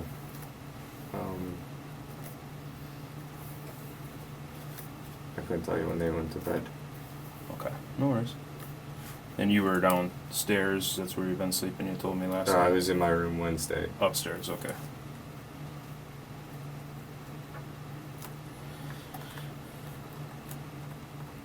Gotcha, so in the bedroom upstairs, and then you slept downstairs. Why have you been sleeping downstairs again? You told me last night. Bathroom. The bathroom's right I there. need to be close because stairs, I can't see too well in the dark now. Yeah, So yeah. Gotcha. And just like last night, I'm jotting some notes quick. You know, Yeah. it doesn't mean one thing is more important than the other. It just means that I need to remember stuff and sometimes. I understand. Gotcha. All right. So, did you sleep with your door closed that night or open? Oh yeah, I always have it closed. Closed door. Yeah, makes sense. I have a feeling they argued a little bit after. Parents did. What were they arguing about? Probably what set my dad off that day, the glass. Okay. Us not having food ready. Stuff like that. We just microwave whatever was in the fridge, I suppose. Yeah. Who was upset about that? Dad. Dad was. Okay. He usually doesn't like that. He likes when we cook. Ma Okay. and I. Okay. Does he ever cook? I haven't seen him cook. Oh, he grills. He likes to grill. He grilled on Thursday. Nice. Alright. I think I told one officer the green egg he got. It makes terrible food, but yeah, Dad does? yeah. Oh, the green egg. Oh, the itself, green egg. it's- That's like a grill or something? Yeah, it's insulated and makes everything smoky. Oh, okay. It's Thursday morning. I wake up. What time do you think? 6. Okay. Dogs. We talked about that yesterday. 6 a.m. is kind of your deal, right? 6 a.m. Yep. That internal clock now. Yeah. I haven't used the thing in a while. Alright. 6. I don't often eat breakfast, so I kind of just stay in my room on my phone. Help my mom out getting ready in the morning. She left for work at 7:30. I got her whatever she had to do. What was it? It was meaningless tasks, like just daily, like pillowcase changes and sheet changes, stuff like that. You know, in the morning. Before work?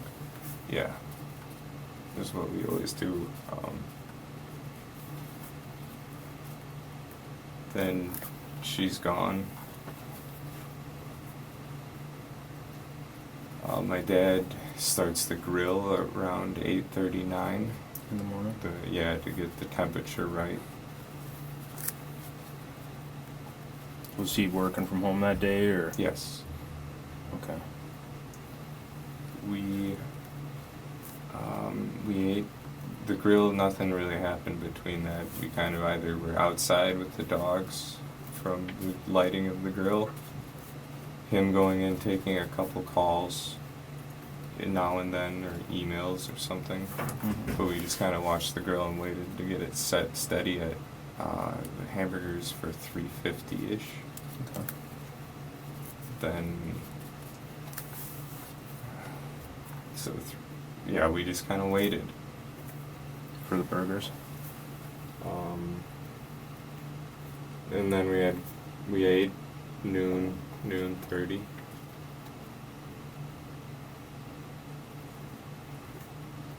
Or 12:30, sorry. Sure. Then we went inside and had our TV show again, Wheel of Fortune. It's always on around our time for lunch. Or was it Family Feud? The Family Feud was Thursday. Family Feud. Where'd you guys watch that at? The Downstairs? same. Okay. Did you guys have a TV upstairs? I don't remember. No. Okay. Not allowed.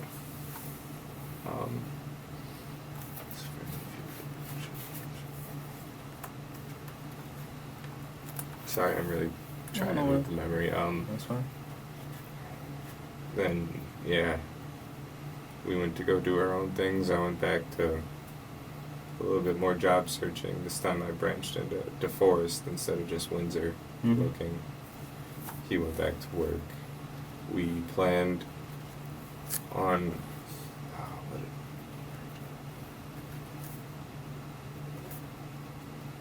something went wrong.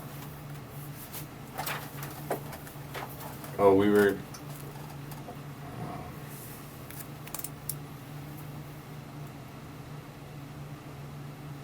I don't know, something went well for him.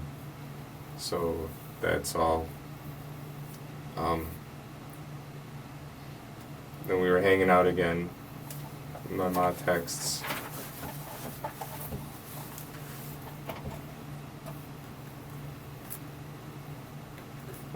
I believe I texted her everything's going well. His phone died, my dad. He didn't believe. He's kind of like charged it, put it on the dock, and left it. Then we just kind of hung out, and my mom gets home and I start shrimp scampi for my dad because that's what he wanted, but we didn't have shrimp, so I made shrimpless scampi.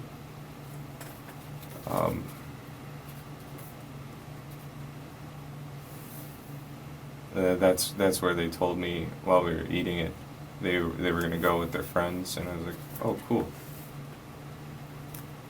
Well, And they said they were going cabin. yeah. With Well, friends, okay. we're going up north. Up That's north how with they friends, okay. referred to it. Who said that, mom or dad? Ma. My dad doesn't talk while he eats. Okay. So there we are at Thursday dinner, up north of the cabin. My dad says, I'll need a set for pipe repair and gas. So I'm like, alright. I grabbed the pipe repair stuff from his plumbing chest, or plumbing box. It's like a tote of what you need for pipe repair. Mm-hmm. And 2 whatever jerry cans. I can't remember the amount, but they're red with the safety nozzles. Got those squared away. They had most of their duffels already packed at that point. Mm-hmm. And we all just started bringing them down to the mudroom with the shoes by the garage. Where you showed me him.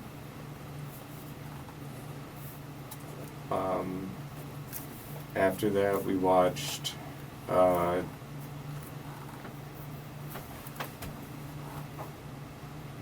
was that?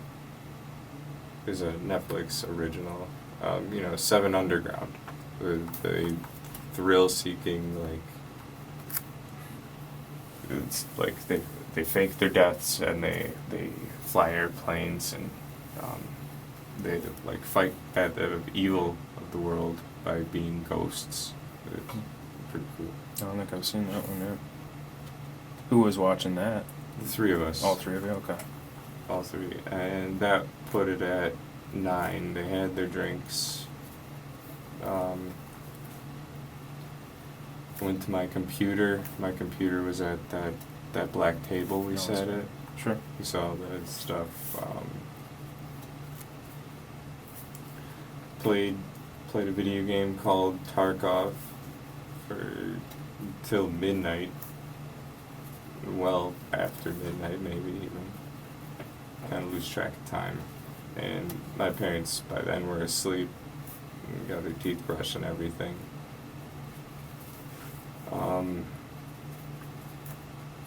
Then I got upstairs. Oh, that was Thursday. Yeah, so I did. So we got the bed all set before we played Tarkov, and that's when I crawled into bed from the black table. So after our movie, we set up my couch bed, and the pillows for the girls. Who helped you set the bed up? My dad. Dad, okay. Yes, he knew he was leaving, and I would need that. Friday morning, I woke up. They had left with the stuff was all set out. They remembered the gas.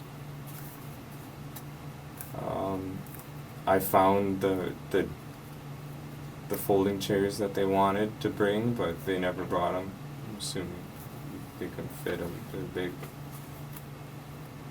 So I put those away.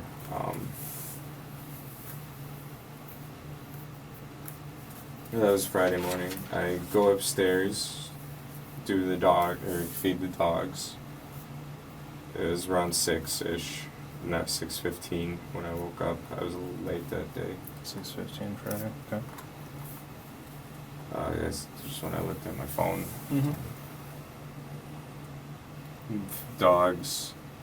Saw my ma's note, the insurance for my appointment.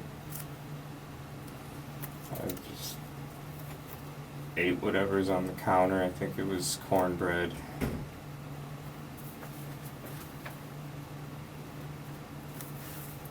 Where was the note from your mom? That was on the kitchen, like there's a peninsula Yeah. with the insurance stacked up. Well, I moved it to the table. Okay. And then those insurance cards were there also that we saw yesterday? Yeah. Okay. I don't think she knew which one I would need, but I have 3 now. Mm-hmm.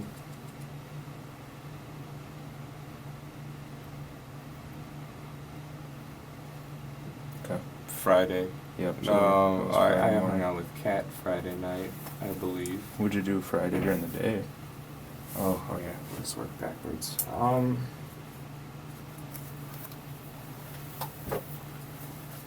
I kind of shoot the day away. I play video games. Okay. Parents are gone, why not, right? Yeah, didn't do anything that I should have. I should have been cleaning and all of that. Well, the house seemed pretty clean when I was there. You see all the dog hair? That's got to be gone. It All comes of it. along with it, right? Yeah.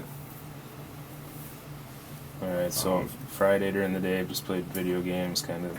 Yeah, then after work, I believe that was the day Kat came over. After whose work? Kat, she is Oh, after 5. her work. 5 is her work when Okay. she was off. I believe she came over.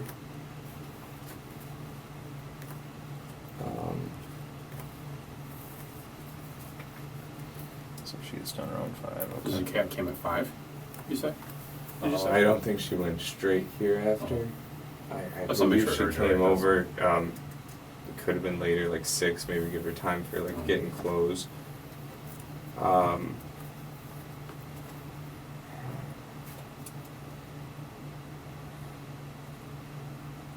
This was after work, did you say? Mhm.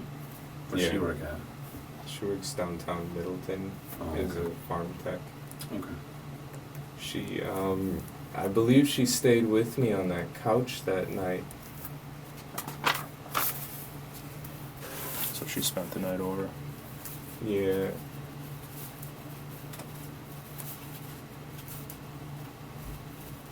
You guys both slept on the couch downstairs? Yeah.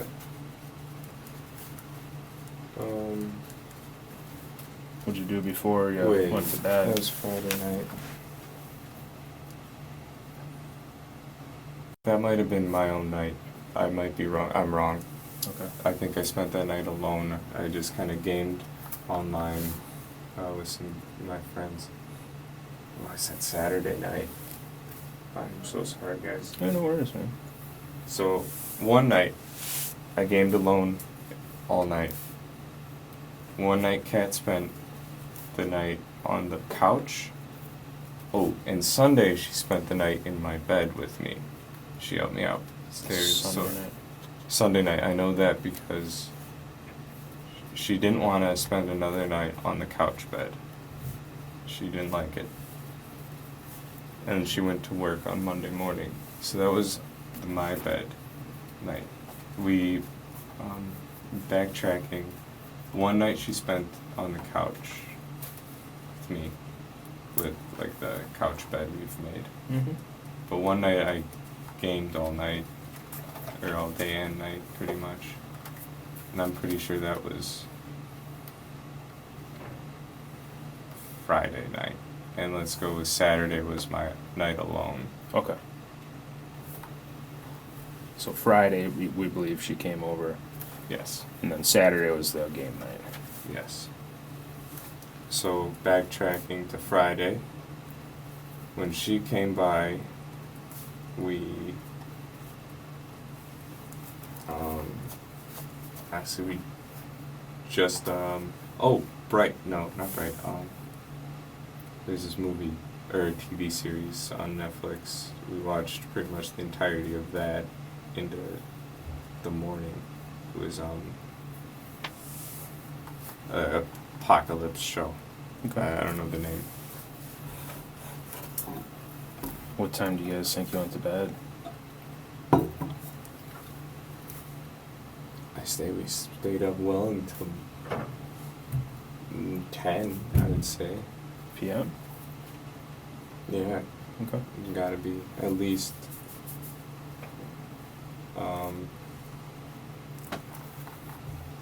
The morning.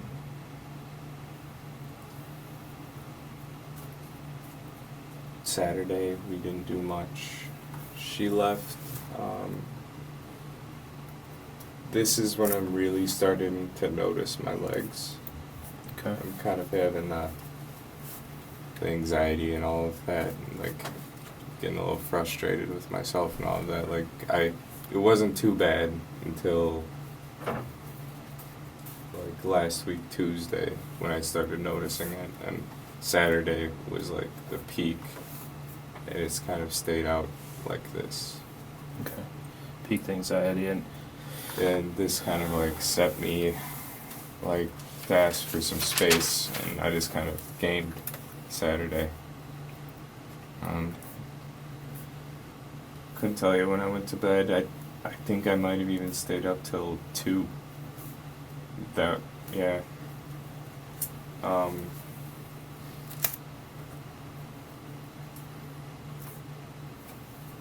Yeah, it was just the same game, Escape from Tarkov. I couldn't get a hold of any of my friends to play with, unfortunately.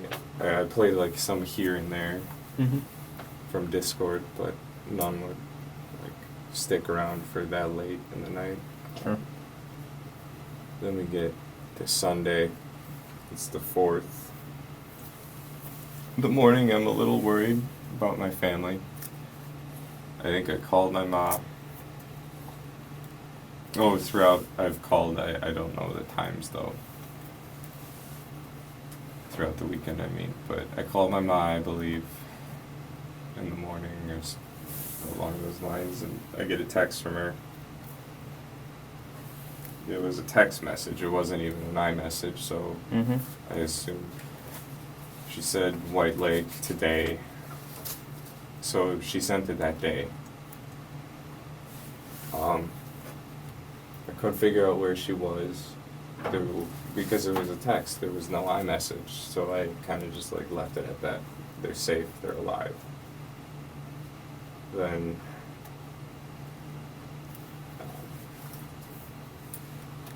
get to the afternoon, I'm talking to Dan. I call him up and I ask him, well, what he's doing. Or maybe that was the morning, but I called Dan that Sunday, asked him what he's up to, if he wanted to hang out. I don't like being alone at the house very long. Dan is mom's coworker / friend? Yeah, he's a nice Okay. guy. Go over there he invited me for fireworks in his driveway.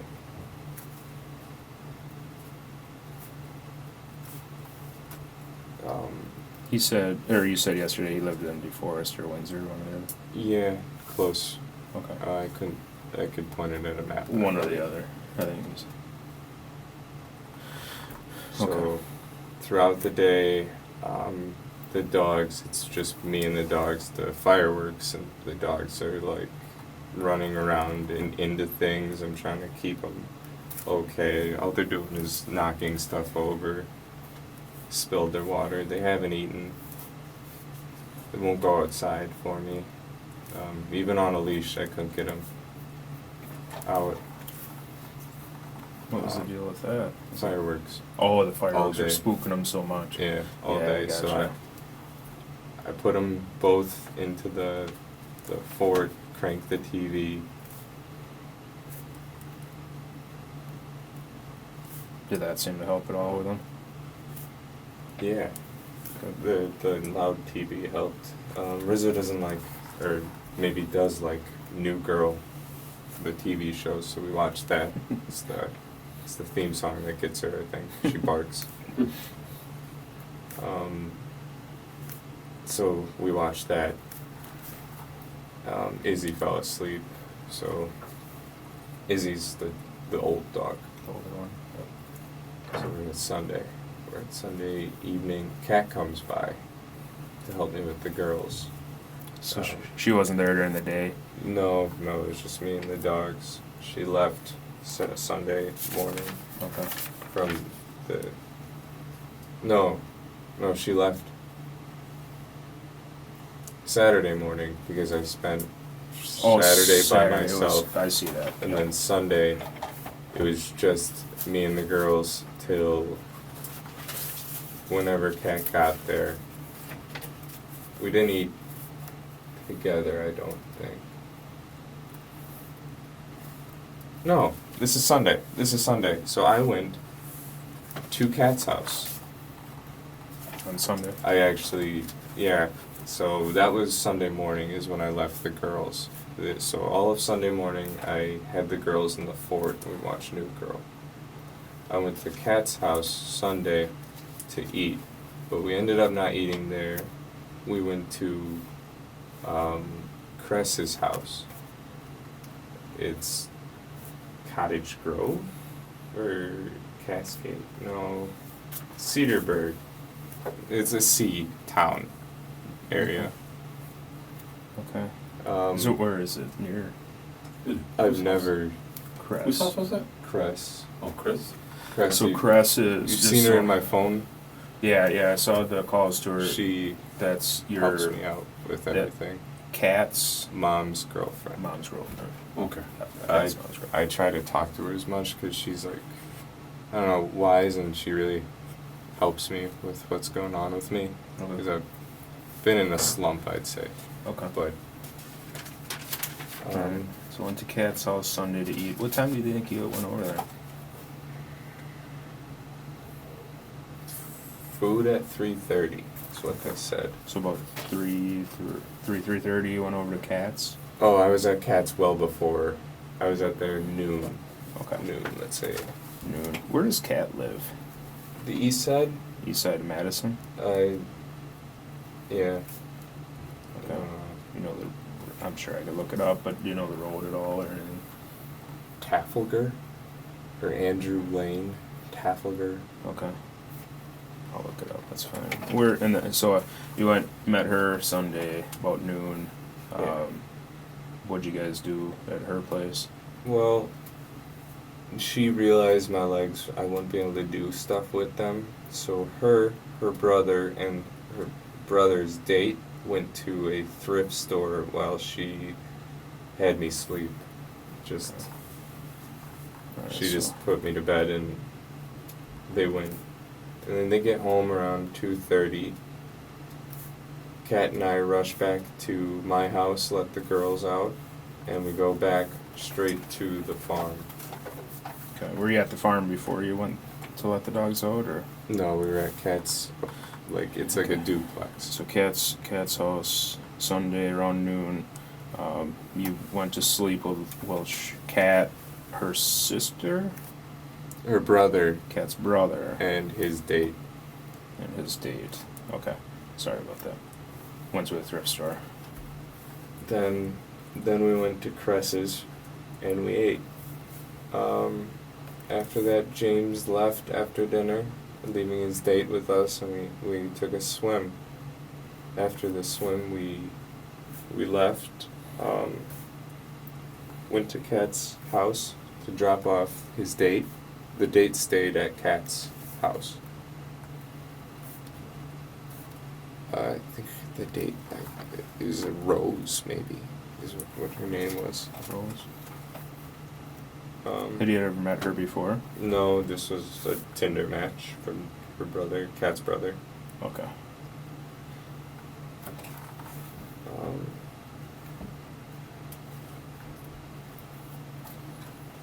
What time do you suppose you guys went to Cress's house? So, got to Cat's around noon. Went to 2:30 sleep. they got back.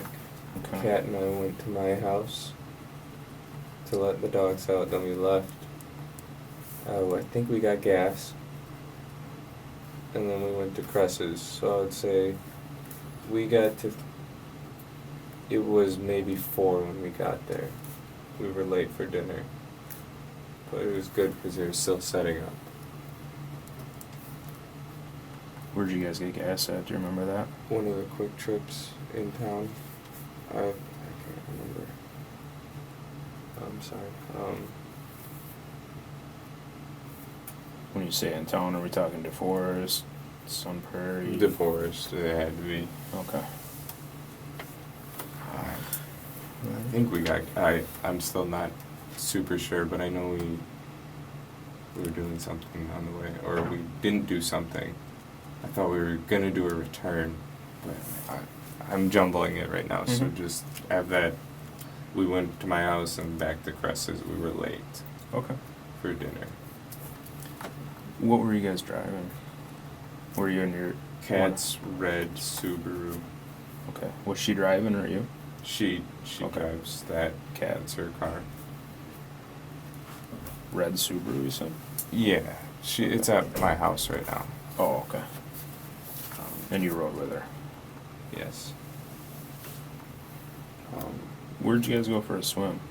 There's like a little pool up at the Cress's house. Oh, She's been helping me cool. with my walking and everything, and they get me there. Okay. Is it indoor or outdoor? Outdoor. It must have been nice with how hot it has been. Yeah, they got something fancy to heat it from the sun. Okay. But that was the three of us. Yeah. Then we went back to around 6, no, later, maybe 7. We went back to Kat's apartment, dropped off Rose, got Kat's dirty or wet clothes. She had wet clothes because she was going to dry them, and we went to my house together.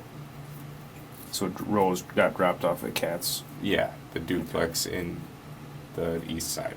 Okay. Was it James with you guys at that point, or?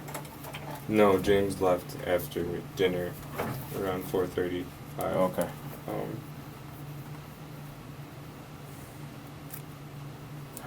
Gotta keep it day quiet or some shit. Was he not getting along with Rose, or? No, he had work. Oh, okay. Um, That sucks. Working on the 4th of July. yeah, something. So did Rose get dropped off at Cat's duplex then? Yes. We'll refer to Kat's house as a duplex. Yep. Cress is the farm. Yep. You grow berries. Yep. My house is my house. That's how we refer. Gotcha.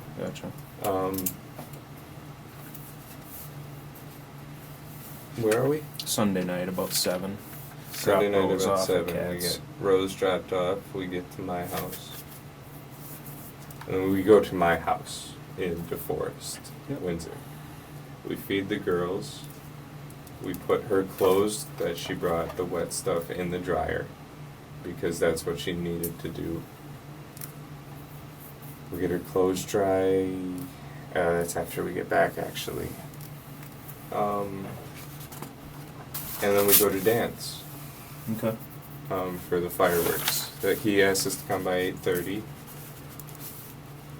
For some reason, I was trying to leave, but I was making a joke about it that we're gonna be late, like stuff like that, goofy crap. I drove to dance. Okay. Which car were you guys in? My dad's Subaru. It's Okay. a blue. The one in the garage. Yeah. Gotcha. Then we get there, we stay for 45 to an hour.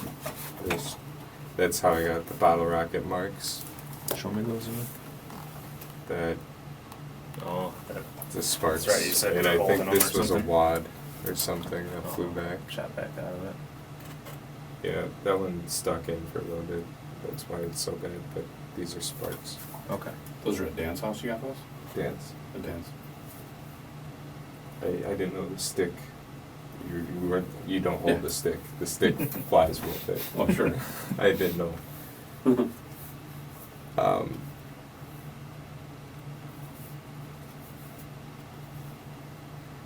So you're over at Dan's house. Okay. About 45 minutes to an hour. Yeah, get my hands a little bit. We find a firework that it spins and takes off, and it went straight to the bush. So we were like, no more of that. We're done.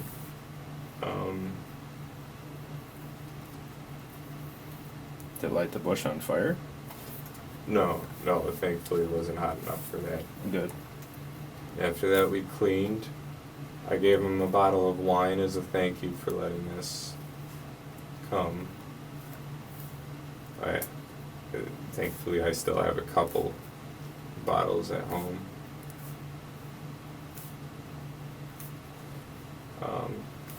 While we're there, Dan had a few beers. His girlfriend was there, or fiance, or wife.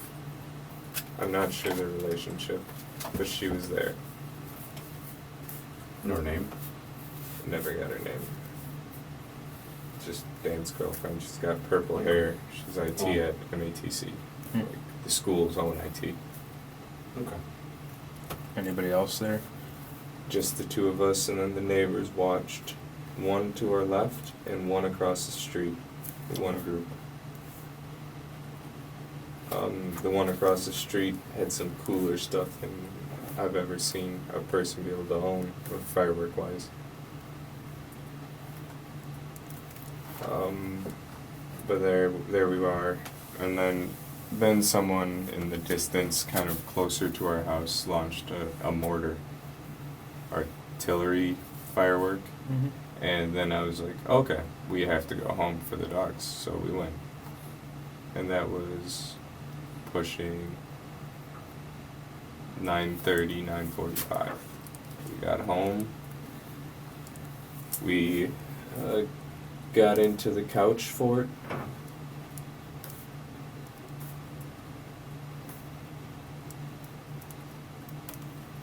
And put on Daybreak was the apocalypse show. Daybreak. Put on that because we're trying to finish it. On Netflix. Yes. This is Kat and I still. Yeah. She was spending the night. The whole time, dogs are pushing me, nosing me, and everything. And so we kind of stop and stop watching, and she goes to bed. I'm trying to let the dogs out, or at least go back in a little bit. But the fireworks, they couldn't. When we get to bed upstairs in my room, because she doesn't like the couch, and she had work in the morning. Yeah. And I'd say that's 10-ish, 10:30, and then the whole time the younger dog keeps jumping on us. So I leave Kat in the bed, and I go sit out down in the couches and chairs down by the real dinner table. I go sit there and just hang out with the dogs so Kat can get asleep. Where we first started talking last night? Yes, Like the main kitchen, door. dining room, and the couches? Yeah. Okay, gotcha. I sit down there so Kat can get some sleep, because I don't work tomorrow, she does. Then I put the ladder in front of those steps so the girls can't come up. They pee on the kitchen, the tiles, so I clean that, and at least they went before bed, you know. It wasn't the worst thing. They're not gonna go outside. Yeah. Then I go to bed. Then it's Monday morning. Kat goes to work 7:50-ish, or maybe earlier. Then I'm left to myself, so we put on New Girl in the couch fort on Monday morning. I go back and forth through some video games, and then back, and video games.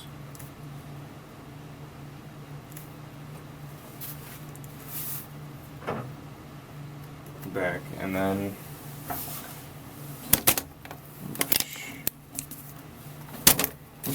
Those don't like to stand up very good. yeah, I'm sorry, I'm trying to stretch a little bit while I'm sitting. Hurts. So New Girl, video games. This is Monday. We're getting later. I have a little bit to eat for lunch.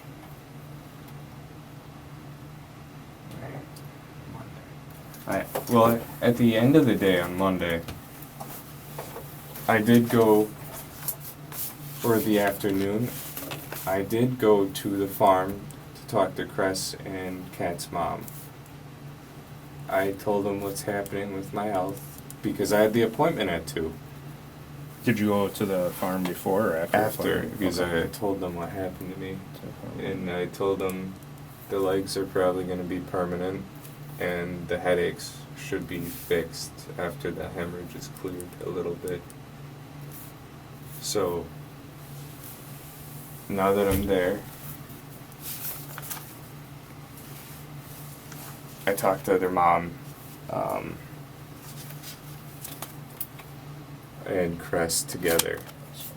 And I think Kat's mom is alright with me.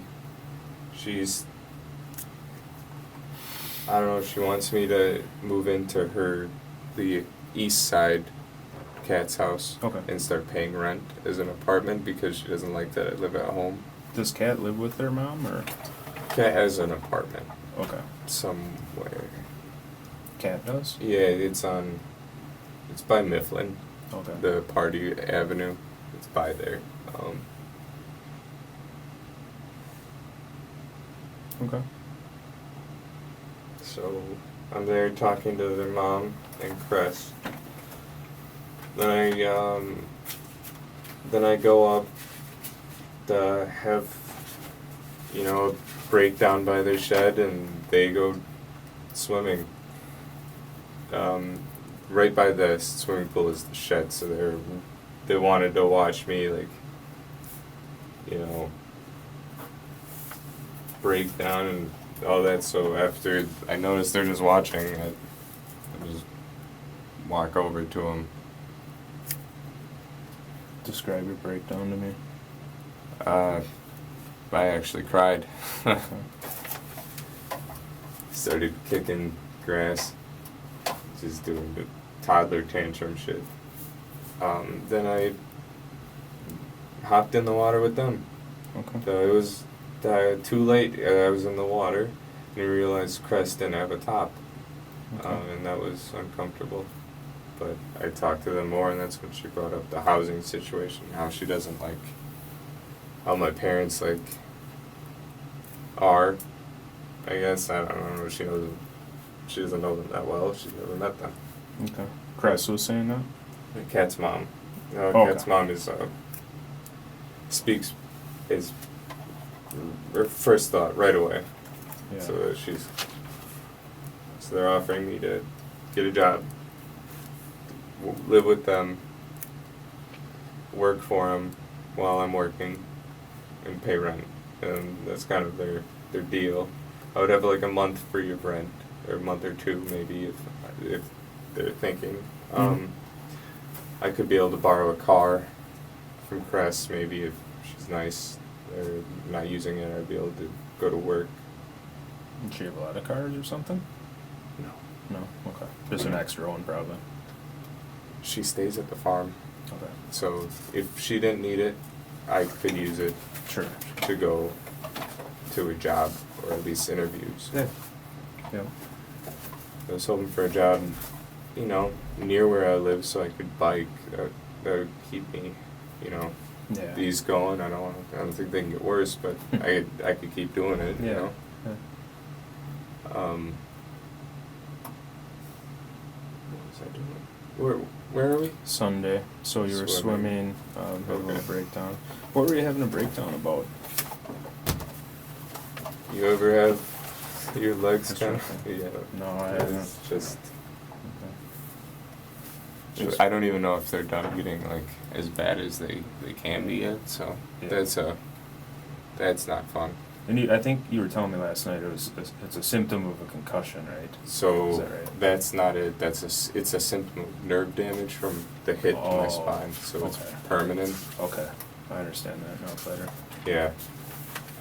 So it's just legs. I think it's waist feeling is probably colostomy bag down the road and all of that. But here we are Sunday. Yeah. Oh, okay, we're sitting in the pool, we're hanging out. They're just talking to me. Sometimes they're being nice, sometimes they're making the offer, hey, if you move in, you can pay rent. This is a good neighborhood. It's a cul-de-sac. There's parking. So, yeah, on the east side, just off of Milwaukee Street, that's Andrew. Oh, You take okay. a left turn onto Andrew, down Milwaukee. Yep. So that's it. So it's a good neighborhood, kind of like the one by my parents. Mm-hmm. If I live there, I at least be on doing my own thing. And then they're like, well, appreciate you stopping by. So I head out and I go, that was Monday afternoon, I go to dinner at Kat's house on the east side. Okay. What time do you think that was? Had to be 7:30. I left the farm, which is Cress's. 7:30 p.m. Cress's is the farm. Okay. So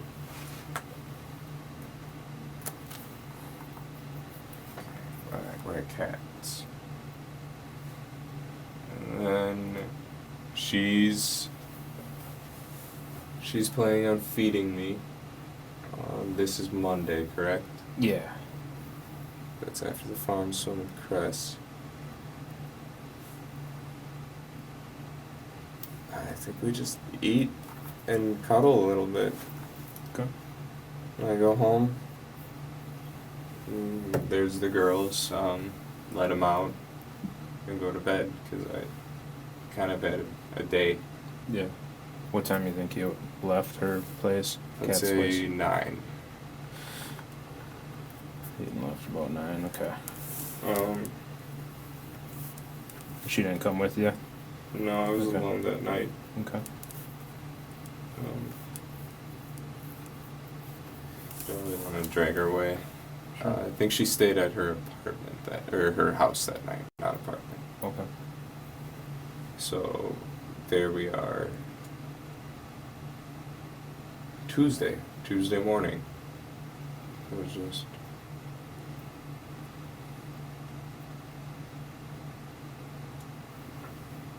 I can't remember Tuesday.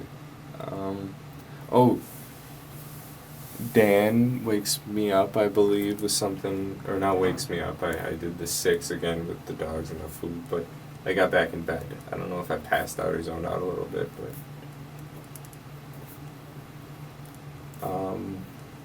Dan is worried about my ma on Tuesday, I think. Did he call I or said text no, you? no word. My ma. I don't know if he called or texted. Okay. I think he just contacted. That's what I can think of. Reached out. Yeah, he reached out. Then I'm like, oh, it's Tuesday morning. They should be here. No worry. I think I called my mom that day. Alright. And then, You talked to her? no, she never picked She up. didn't It's answer always, Tuesday either? it's always the voicemail and say voicemail. You know when you. Oh, yeah. So it's off, out of range. I don't know the other factors that could give you that. It's like a voicemail right away. It goes right to voicemail, right? Yeah. Okay. So whatever factors can give you that. So I might have missed it. So from the time like they left, did you talk to them at all when they were I got a up text. north? You got the one text And I that you mentioned don't earlier, even like it. right? Yeah. But that was it? Nothing else? Yeah. So that's fishy to me, even the text, because I realized Memorial Day is when the White Lake Parade is. Oh, sure. There's no 4th of July. Maybe there's cheap drinks, but there's no parade at Okay. White Lake on the 4th. So, well, maybe there is now. I realize I've always gone on Memorial because that's the Sure. weekend I get time off from school and all of that. You don't get time off for the 4th. So basically from the time that they're gone at the cabin and you're home, you know, running around doing what you're doing, you just had one communication with mom? Yeah, that's kind of how Via I text. just assumed the amount of people, where they're at, and Sure. whether all Oh, I understand. I'm just all making sure it added wasn't up more to than one. her not contacting. But this was the only text. Was there anything with dad? No, I wouldn't even bother talking to him. He wouldn't use his phone while he's up there. He loves it.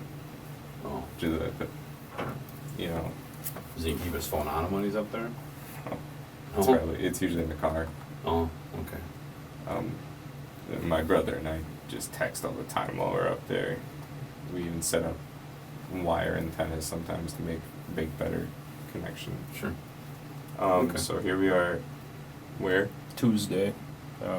Called mom. Voicemail immediately. Voicemail immediately Tuesday-ish. Where? Dan called, worried about mom not coming to work. You had already fed the dogs and that before Dan called in, or reached out to.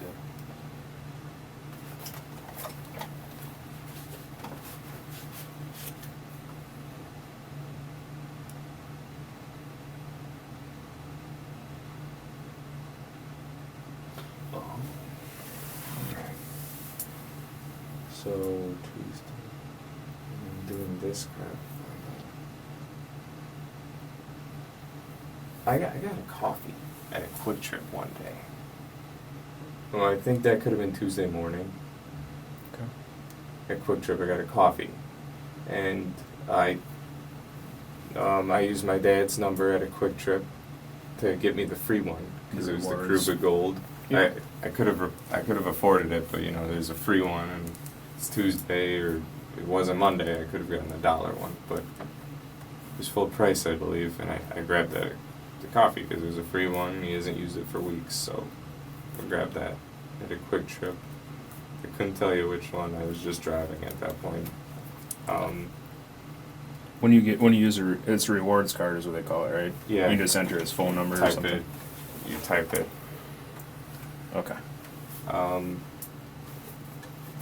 But I got a coffee. Had to be, I'm assuming Tuesday, and I got a free one. Sweet. It was terrible. Oh, it was? I wanted to try Krupa Gold. Yeah. It wasn't bad. Then we're at Tuesday. Cat's working up, and I'm gaming, job hunt, and then I started trying to get the glass. Cause I've been a little lazy on the glass. I just kind of had chairs in front of it. I broom and a little sweeper holder. You broom it into that Dustpan. Yeah. Tossing the glass into recycling.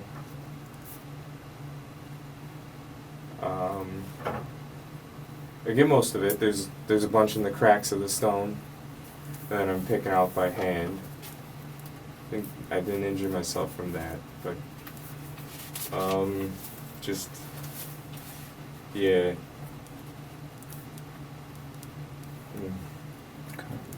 Just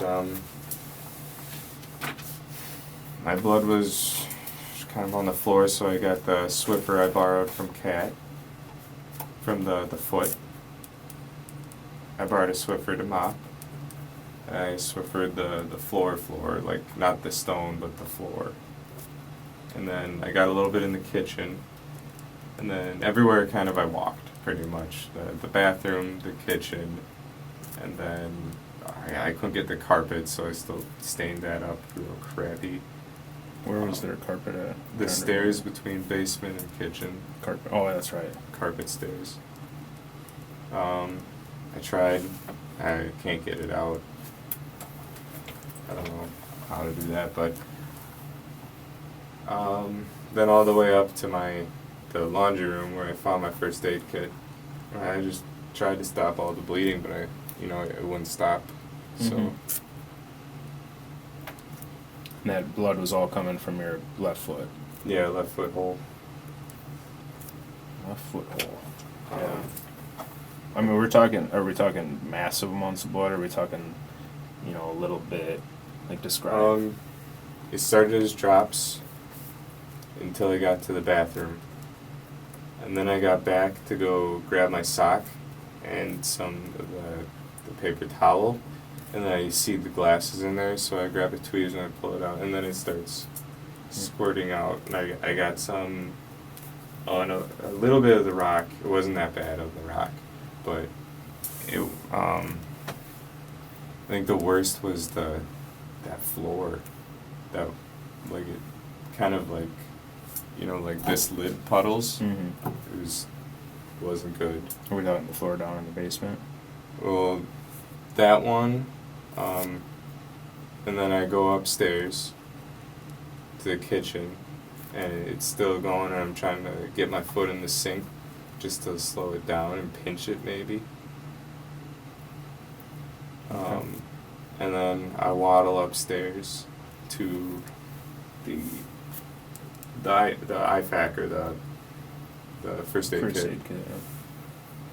Yeah. And once I got it kind of bundled up, it stopped for what I know. Then I need to get some tape. We have a tape box in the basement. I go there and I opened it up again. I bled a little bit more, but the basement was easy to clean. That's just cement. Mm-hmm. Just a little bit of water, and I rigged that up. But then I grabbed the tape box and I wrapped it. After that's Tuesday. Yep.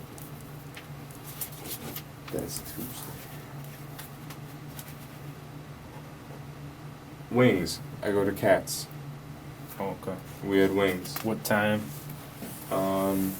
That could have been.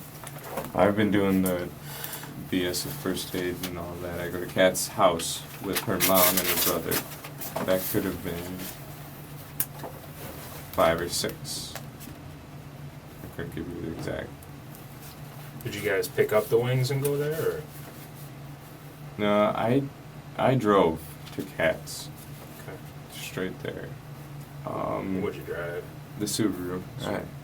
Car of choice. I just with the Volvo's seat, it Just I can't do it with my foot. Okay.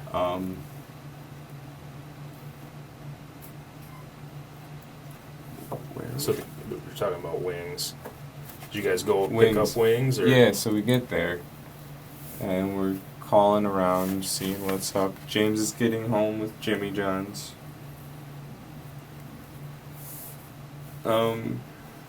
And we're like, oh, don't eat all of it. He's like, well, I'm hungry now, doing all that post-gym crap. So he eats half of his sandwich, and then we go, Kat and I, the two of us, in my car, we go to Buffalo Wild Wings. Do you remember which one? I couldn't tell you. Okay. I don't.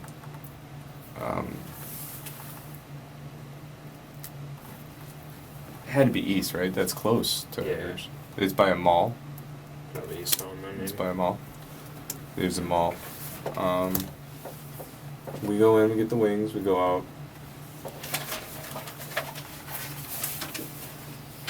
We go to Cats, we eat.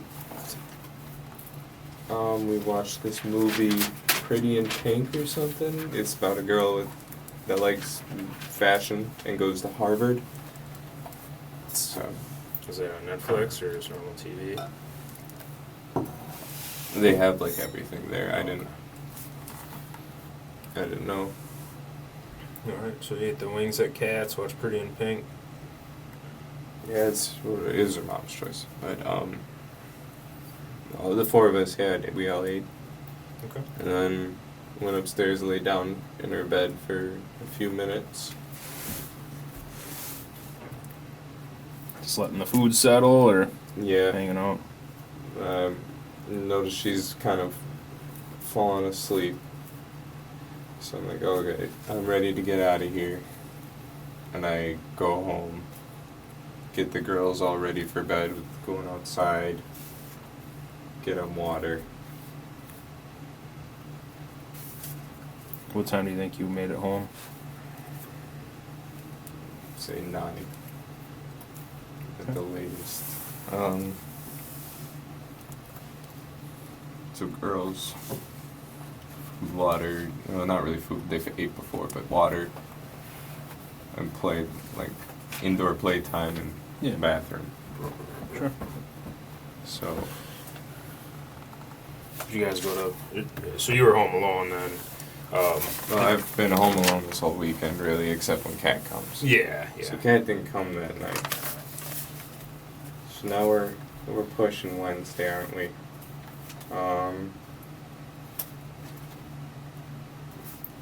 What time do you think you went to bed on Tuesday night? Probably pretty dang close to when I got home. 10 at the latest. Okay. Kind of been tired lately. Sure.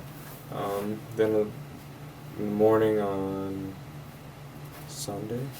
Or no, wait, where are we? Wednesday already. Wednesday, okay, so Wednesday. I try to go to the farm. I keep spamming Cress. I kind of needed someone to talk to because freaking out about my parents. Jane's calling me. I give her the address to go to the farm, or to the cabin. Jane Hilgendorf.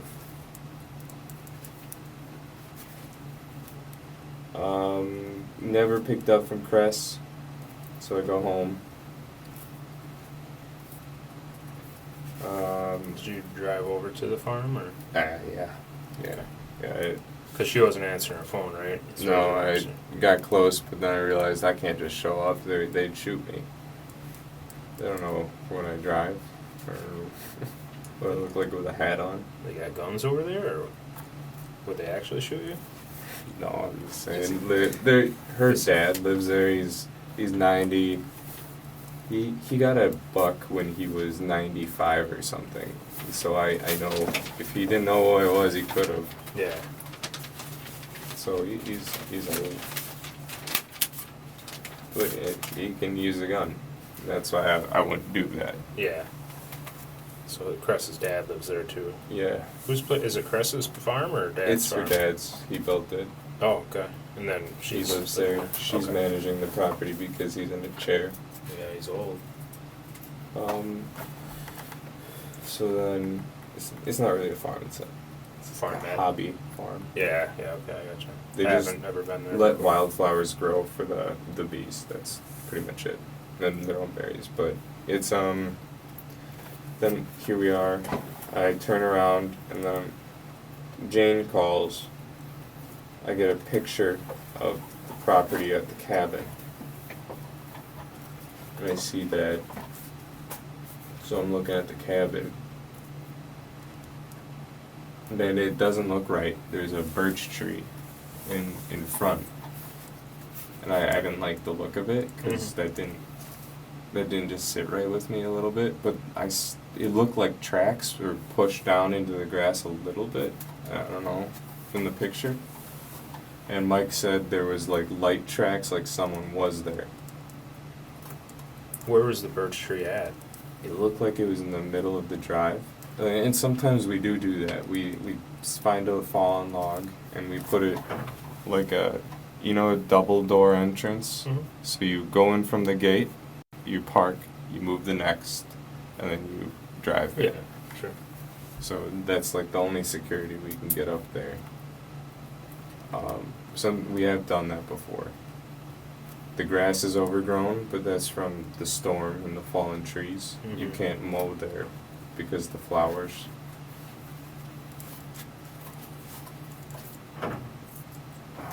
So with the birch tree, I mean, if you guys typically put stuff down like security, why did it look weird to you this time? You've never seen that log? We Okay. have this log that's One that you've been close to using. the shed. It's, I would say, closer to petrified than rotten. It's hard, like really hard. Yeah. I don't know what kind of tree, but that's what my dad and I use when we go. So you typically use the same tree. This one just seemed out of place too. Yeah, that's not the tree we use. Gotcha.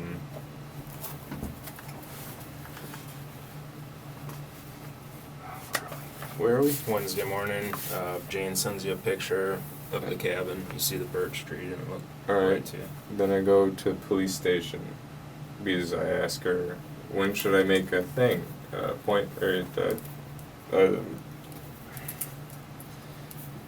sorry. No worries, man. What? Wednesday morning, you said you went to the police department. Yeah, to make a. I still think of it. Talk to him about my parents. And then I met with 3 sheriffs that came. 3, you said? 3. There was a Seeley, he's bearded. The guy that drove me here, I'm not sure the name. And then Collins, she was also doing canvassing. So canvassing. So here we are, throws 3. I get the questions answered. Then we go to my house. And then there's 3 more, the same 3 sheriffs. So they talked to you at the police station or wherever you guys... Yeah, I get the information and stuff like and that. then they came to your house? Yeah. Okay. And that's probably about... Then I came a couple hours later. They were there questioning. You're here now questioning. And then that night, what night are we on? Wednesday. Wednesday night. I go to Dan and Mary's.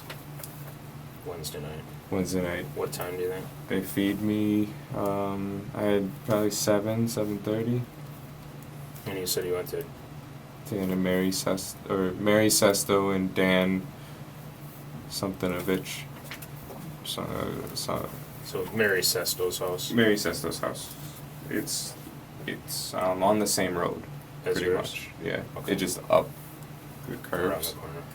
For dinner you went there? Yeah, well, they just fed me. They didn't eat. Okay. They just wanted to brainstorm.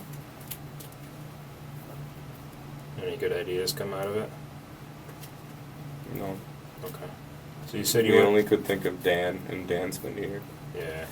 So you said you went to the police department to talk about your parents. Just tell me, what exactly did you talk about your parents with the deputies about? Oh, we're making a report. Okay. A report. That I thought I had to do that at a station. Okay. And you were reporting, like, what were you reporting exactly? I just want to write down and have it on there. They're missing this. Okay. Missing. Okay. Gotcha. Then, as far as you know, I mean, were you able to tell? We've gone into a lot of detail last night and tonight, right? Yeah. Do you think that you gave them as much information as you've given me, or do you think that we've you've kind of asked gone way into more questions. Yeah. You even asked about my injuries, the bleeding and the fireplace. Yeah. The sheriffs kind of gave what they need to make reports, and you've just asked about like home life. Everything, right? Okay. So you got more in depth. Yeah. I think. Wednesday, here we are, and throughout the weekend I've been calling. Mm-hmm. Okay. All right. Just kind of look at some things here. So we started Wednesday. Mom had work. You and your dad watched Wheel of Fortune. I'm just gonna kind of read stuff back through a little bit. Yeah. Okay. And we kind of ended it last night because I've been talking to you since then, so I don't think there's much else that I need you to tell me from last night.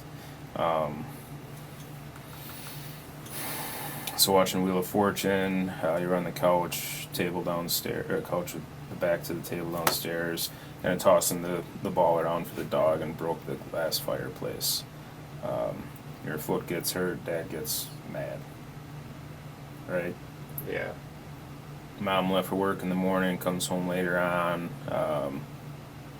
Dog was fine, not injured at all. Was it the dog or the ball that crashed into the glass? Both. The ball bounced it, but the dog hit it with the shoulder. Okay. That's how it broke. The ball wouldn't have done it. Yeah, probably not. Okay. All right. Playing games, watching YouTube, job search. I'm just gonna, instead of reading out loud, just make sure I don't have any questions. You guys typically make your beds every day? Looked like they were made yesterday when I was there. Yes. Okay. We usually use sheets every few days in beds.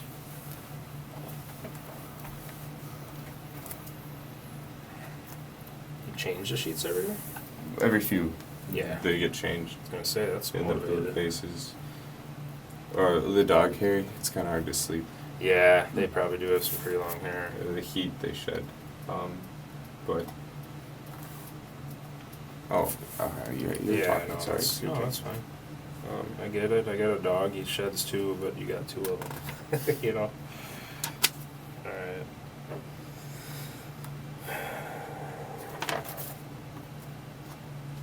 As far as the blood on your foot, how did you clean that up? So we were talking. You had blood on Swiffer wet jet. Okay, Swiffer wet jet. And where did you get that from? Cat let me borrow it. Where's it at now? I returned it To Cat. Yeah.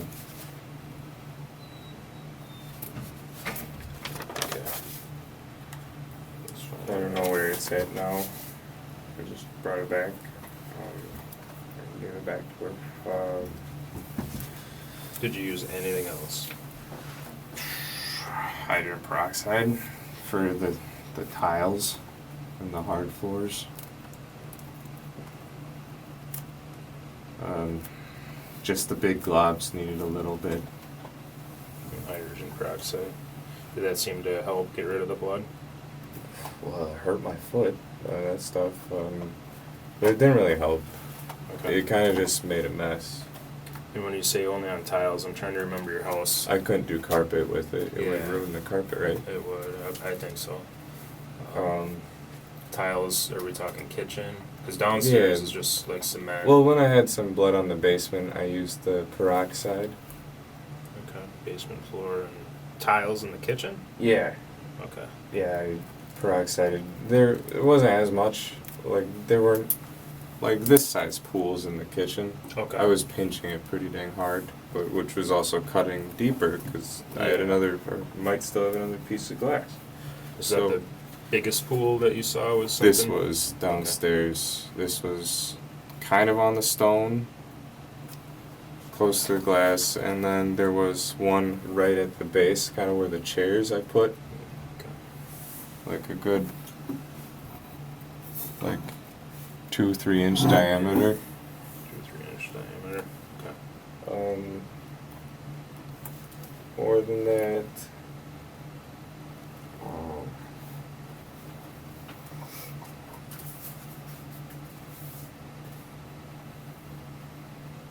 Did you do anything to?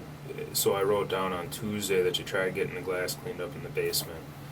Tossed it in the glass and recycling. Did you clean up at all when it actually happened?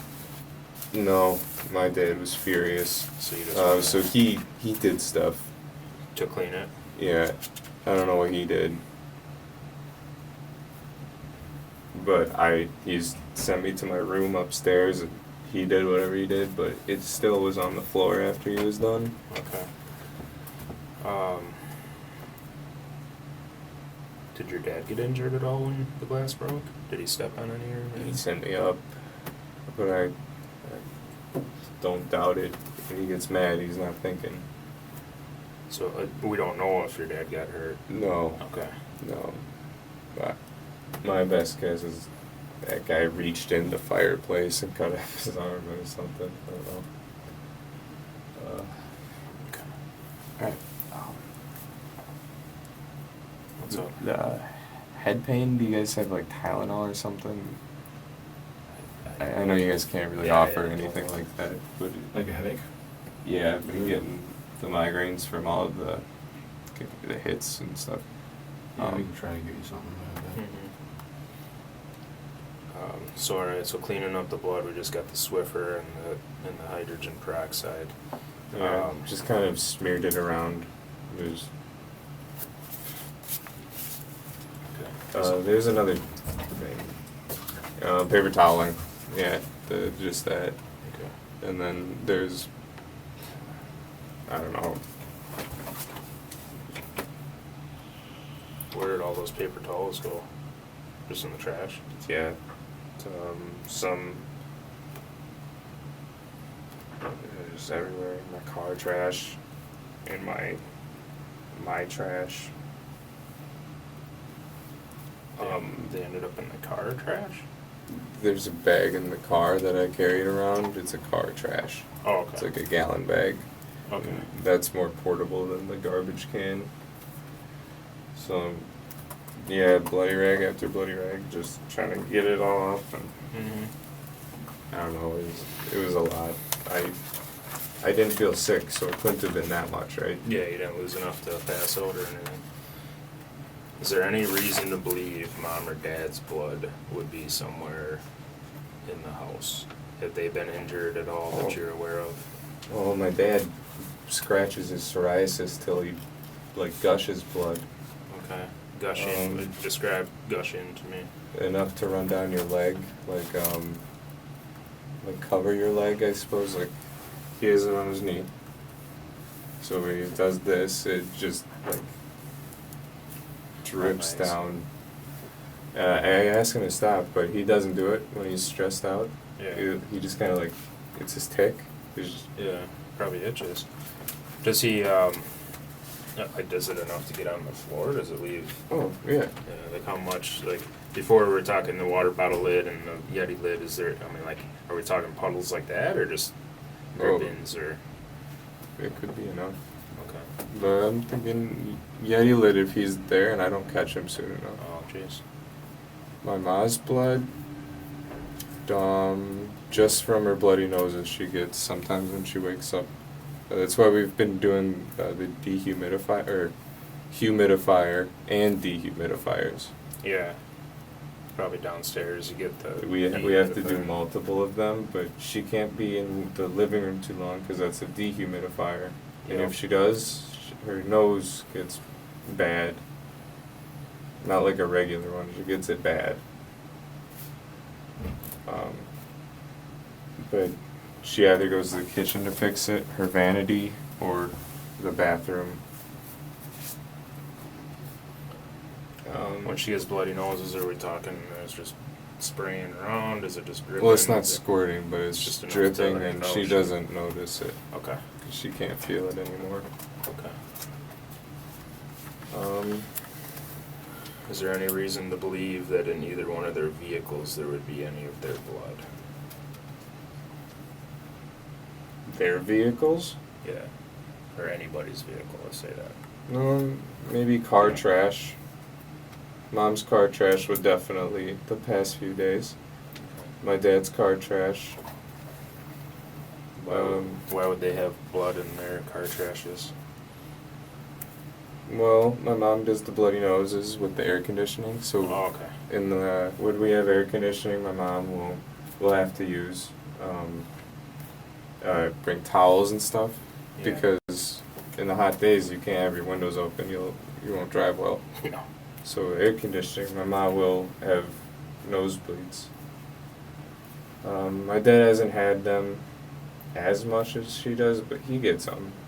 Okay. His are worse than my ma's.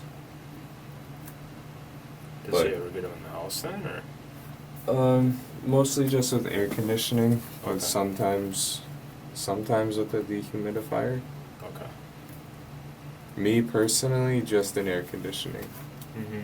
I get them, but not as bad as my parents. It's not bad. Okay. All right.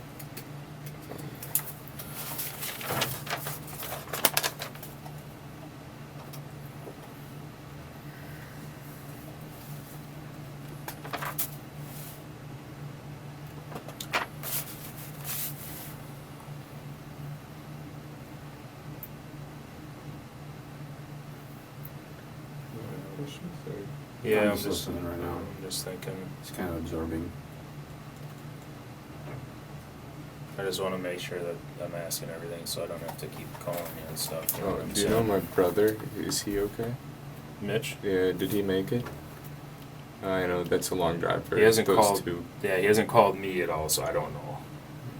I don't think they've ever done a trip like that. So Yeah, it's like 3 hours, 3.5. I looked up. Mitch and Caitlin have it.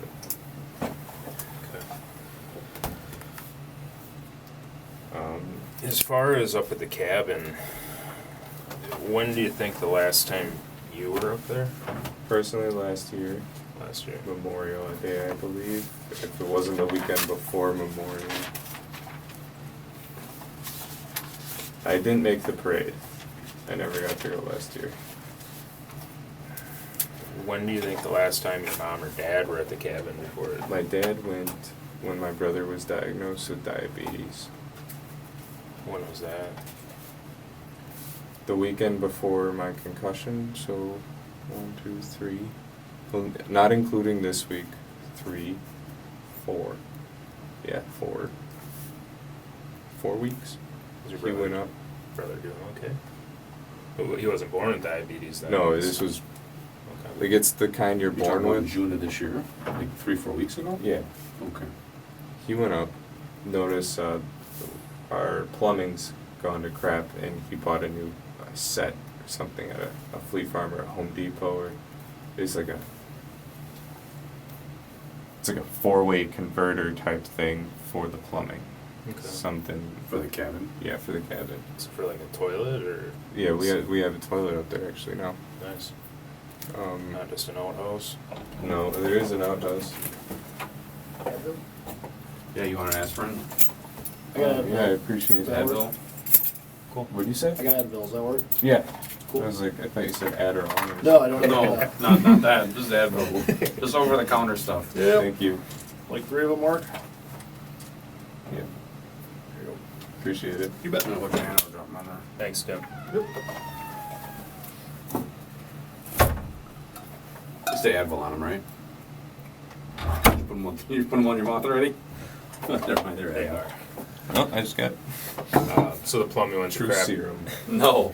Is it Just like Advil. was it a sink or a toilet or what was it with the plumbing that went bad? So when we have to pour water in every time we go up to start the pump. Oh, okay. So some reason by pouring water in, the water never rose in the toilet bowl apparently. So you couldn't flush it. You know, the water didn't come to the toilet. Mm-hmm. So he needed a new thing to stop whatever the problem was. I think leaking. I don't know. I didn't hear everything from him. Sure. How did he find out about that? He? Yeah. How did he know that there was a plumbing issue up there? Well, he went up there just to go see the cabin. Oh, so when he went up a couple weeks ago, he realized an issue. This time, he wanted to fix it. Yeah, well, he fixed the major issue, so it won't be flooding the house. Okay. Or the cabin. No, he wanted the pipe set to redo it Okay. because we need new pipes because they're lead.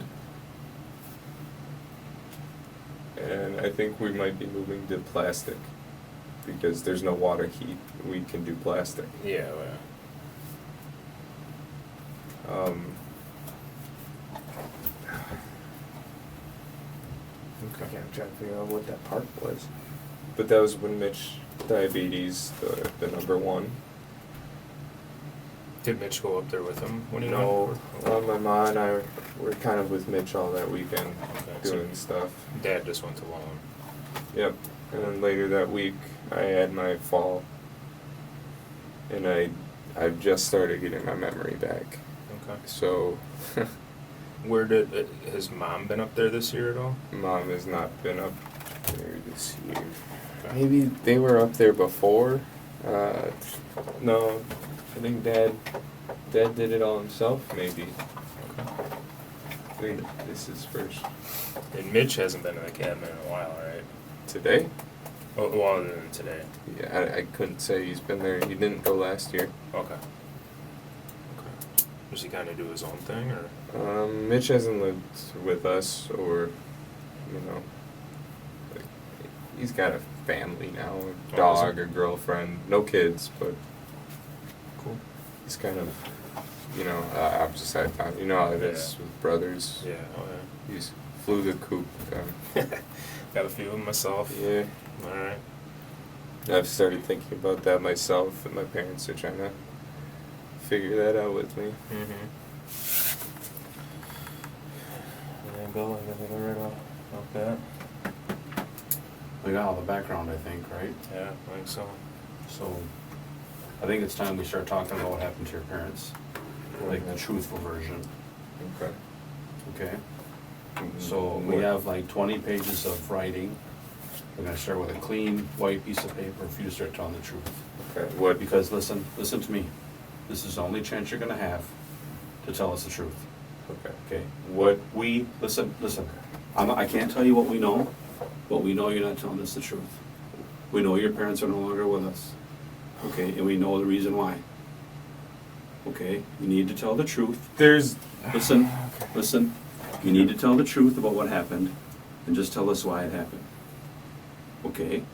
If something happened, if you were defending yourself, or if you just got fed up with stuff, you need to tell us the truth. Okay? This is your chance to tell us why. Okay? I'm not BSing you. Okay? So can we do that? Okay, they're okay. Lawyer. I'm sorry, Say it again, Chandler. lawyer, Okay. because they're, Okay. You want a lawyer? yeah, They're okay. Okay. Okay. they're okay. Yeah.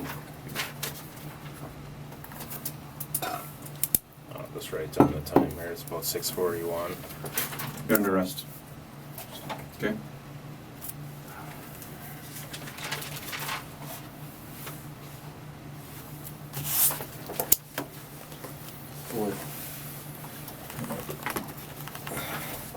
Okay. What happened? Okay, Can You know what happened. We're not gonna tell you what happened. You know what happened. You were there when it happened. We're not BSing you, okay? I wasn't there when it happened. we know more I than you think we know? I Okay. understand. But There's people that have told us things. We have evidence. We have proof that more has happened. Okay. So your parents never made it to the cabin, and I think you know that. Okay. So you're asking for an attorney. We're not going to ask any more questions. it's him. Go stand up. You want to stand up and just come right over here for me? Do you have anything in your pockets at all? Wallet? Just a wallet that you just put in there? Oh. What's this right here? Vape in the corners. Okay. So they won't take the vape down in the jail. Okay. Where's the lawyer? Where's your coin purse at? You just took it. Oh, that's a vape and a coin purse. No, it's in. Oh, I got you. So I'm just gonna make sure you don't hit anything, okay?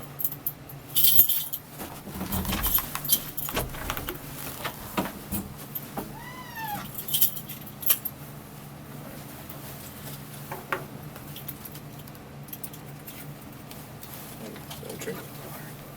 Stay with this, okay?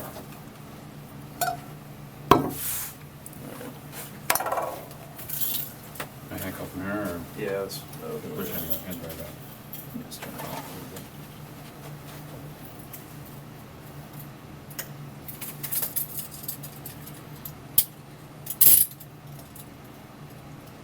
Just let go of your hands for a second. Yep.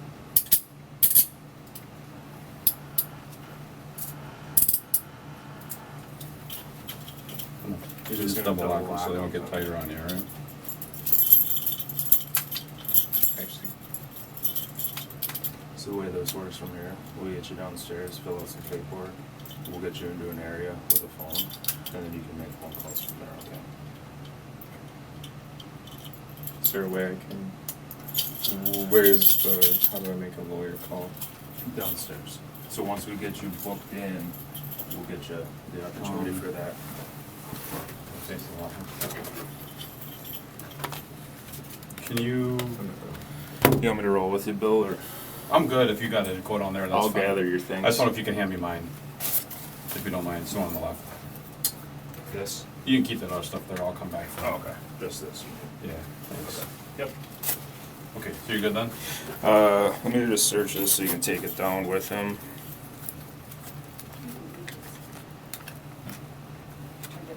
Okay.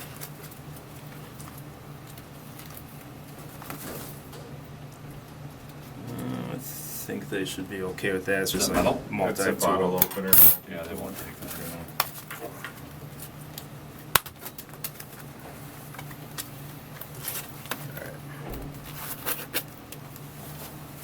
put the vape in the wallet. I just threw it there. I'll grab it when I come back up. Okay. All right. Okay. Gotcha. Oh, one thing. Okay, we're good.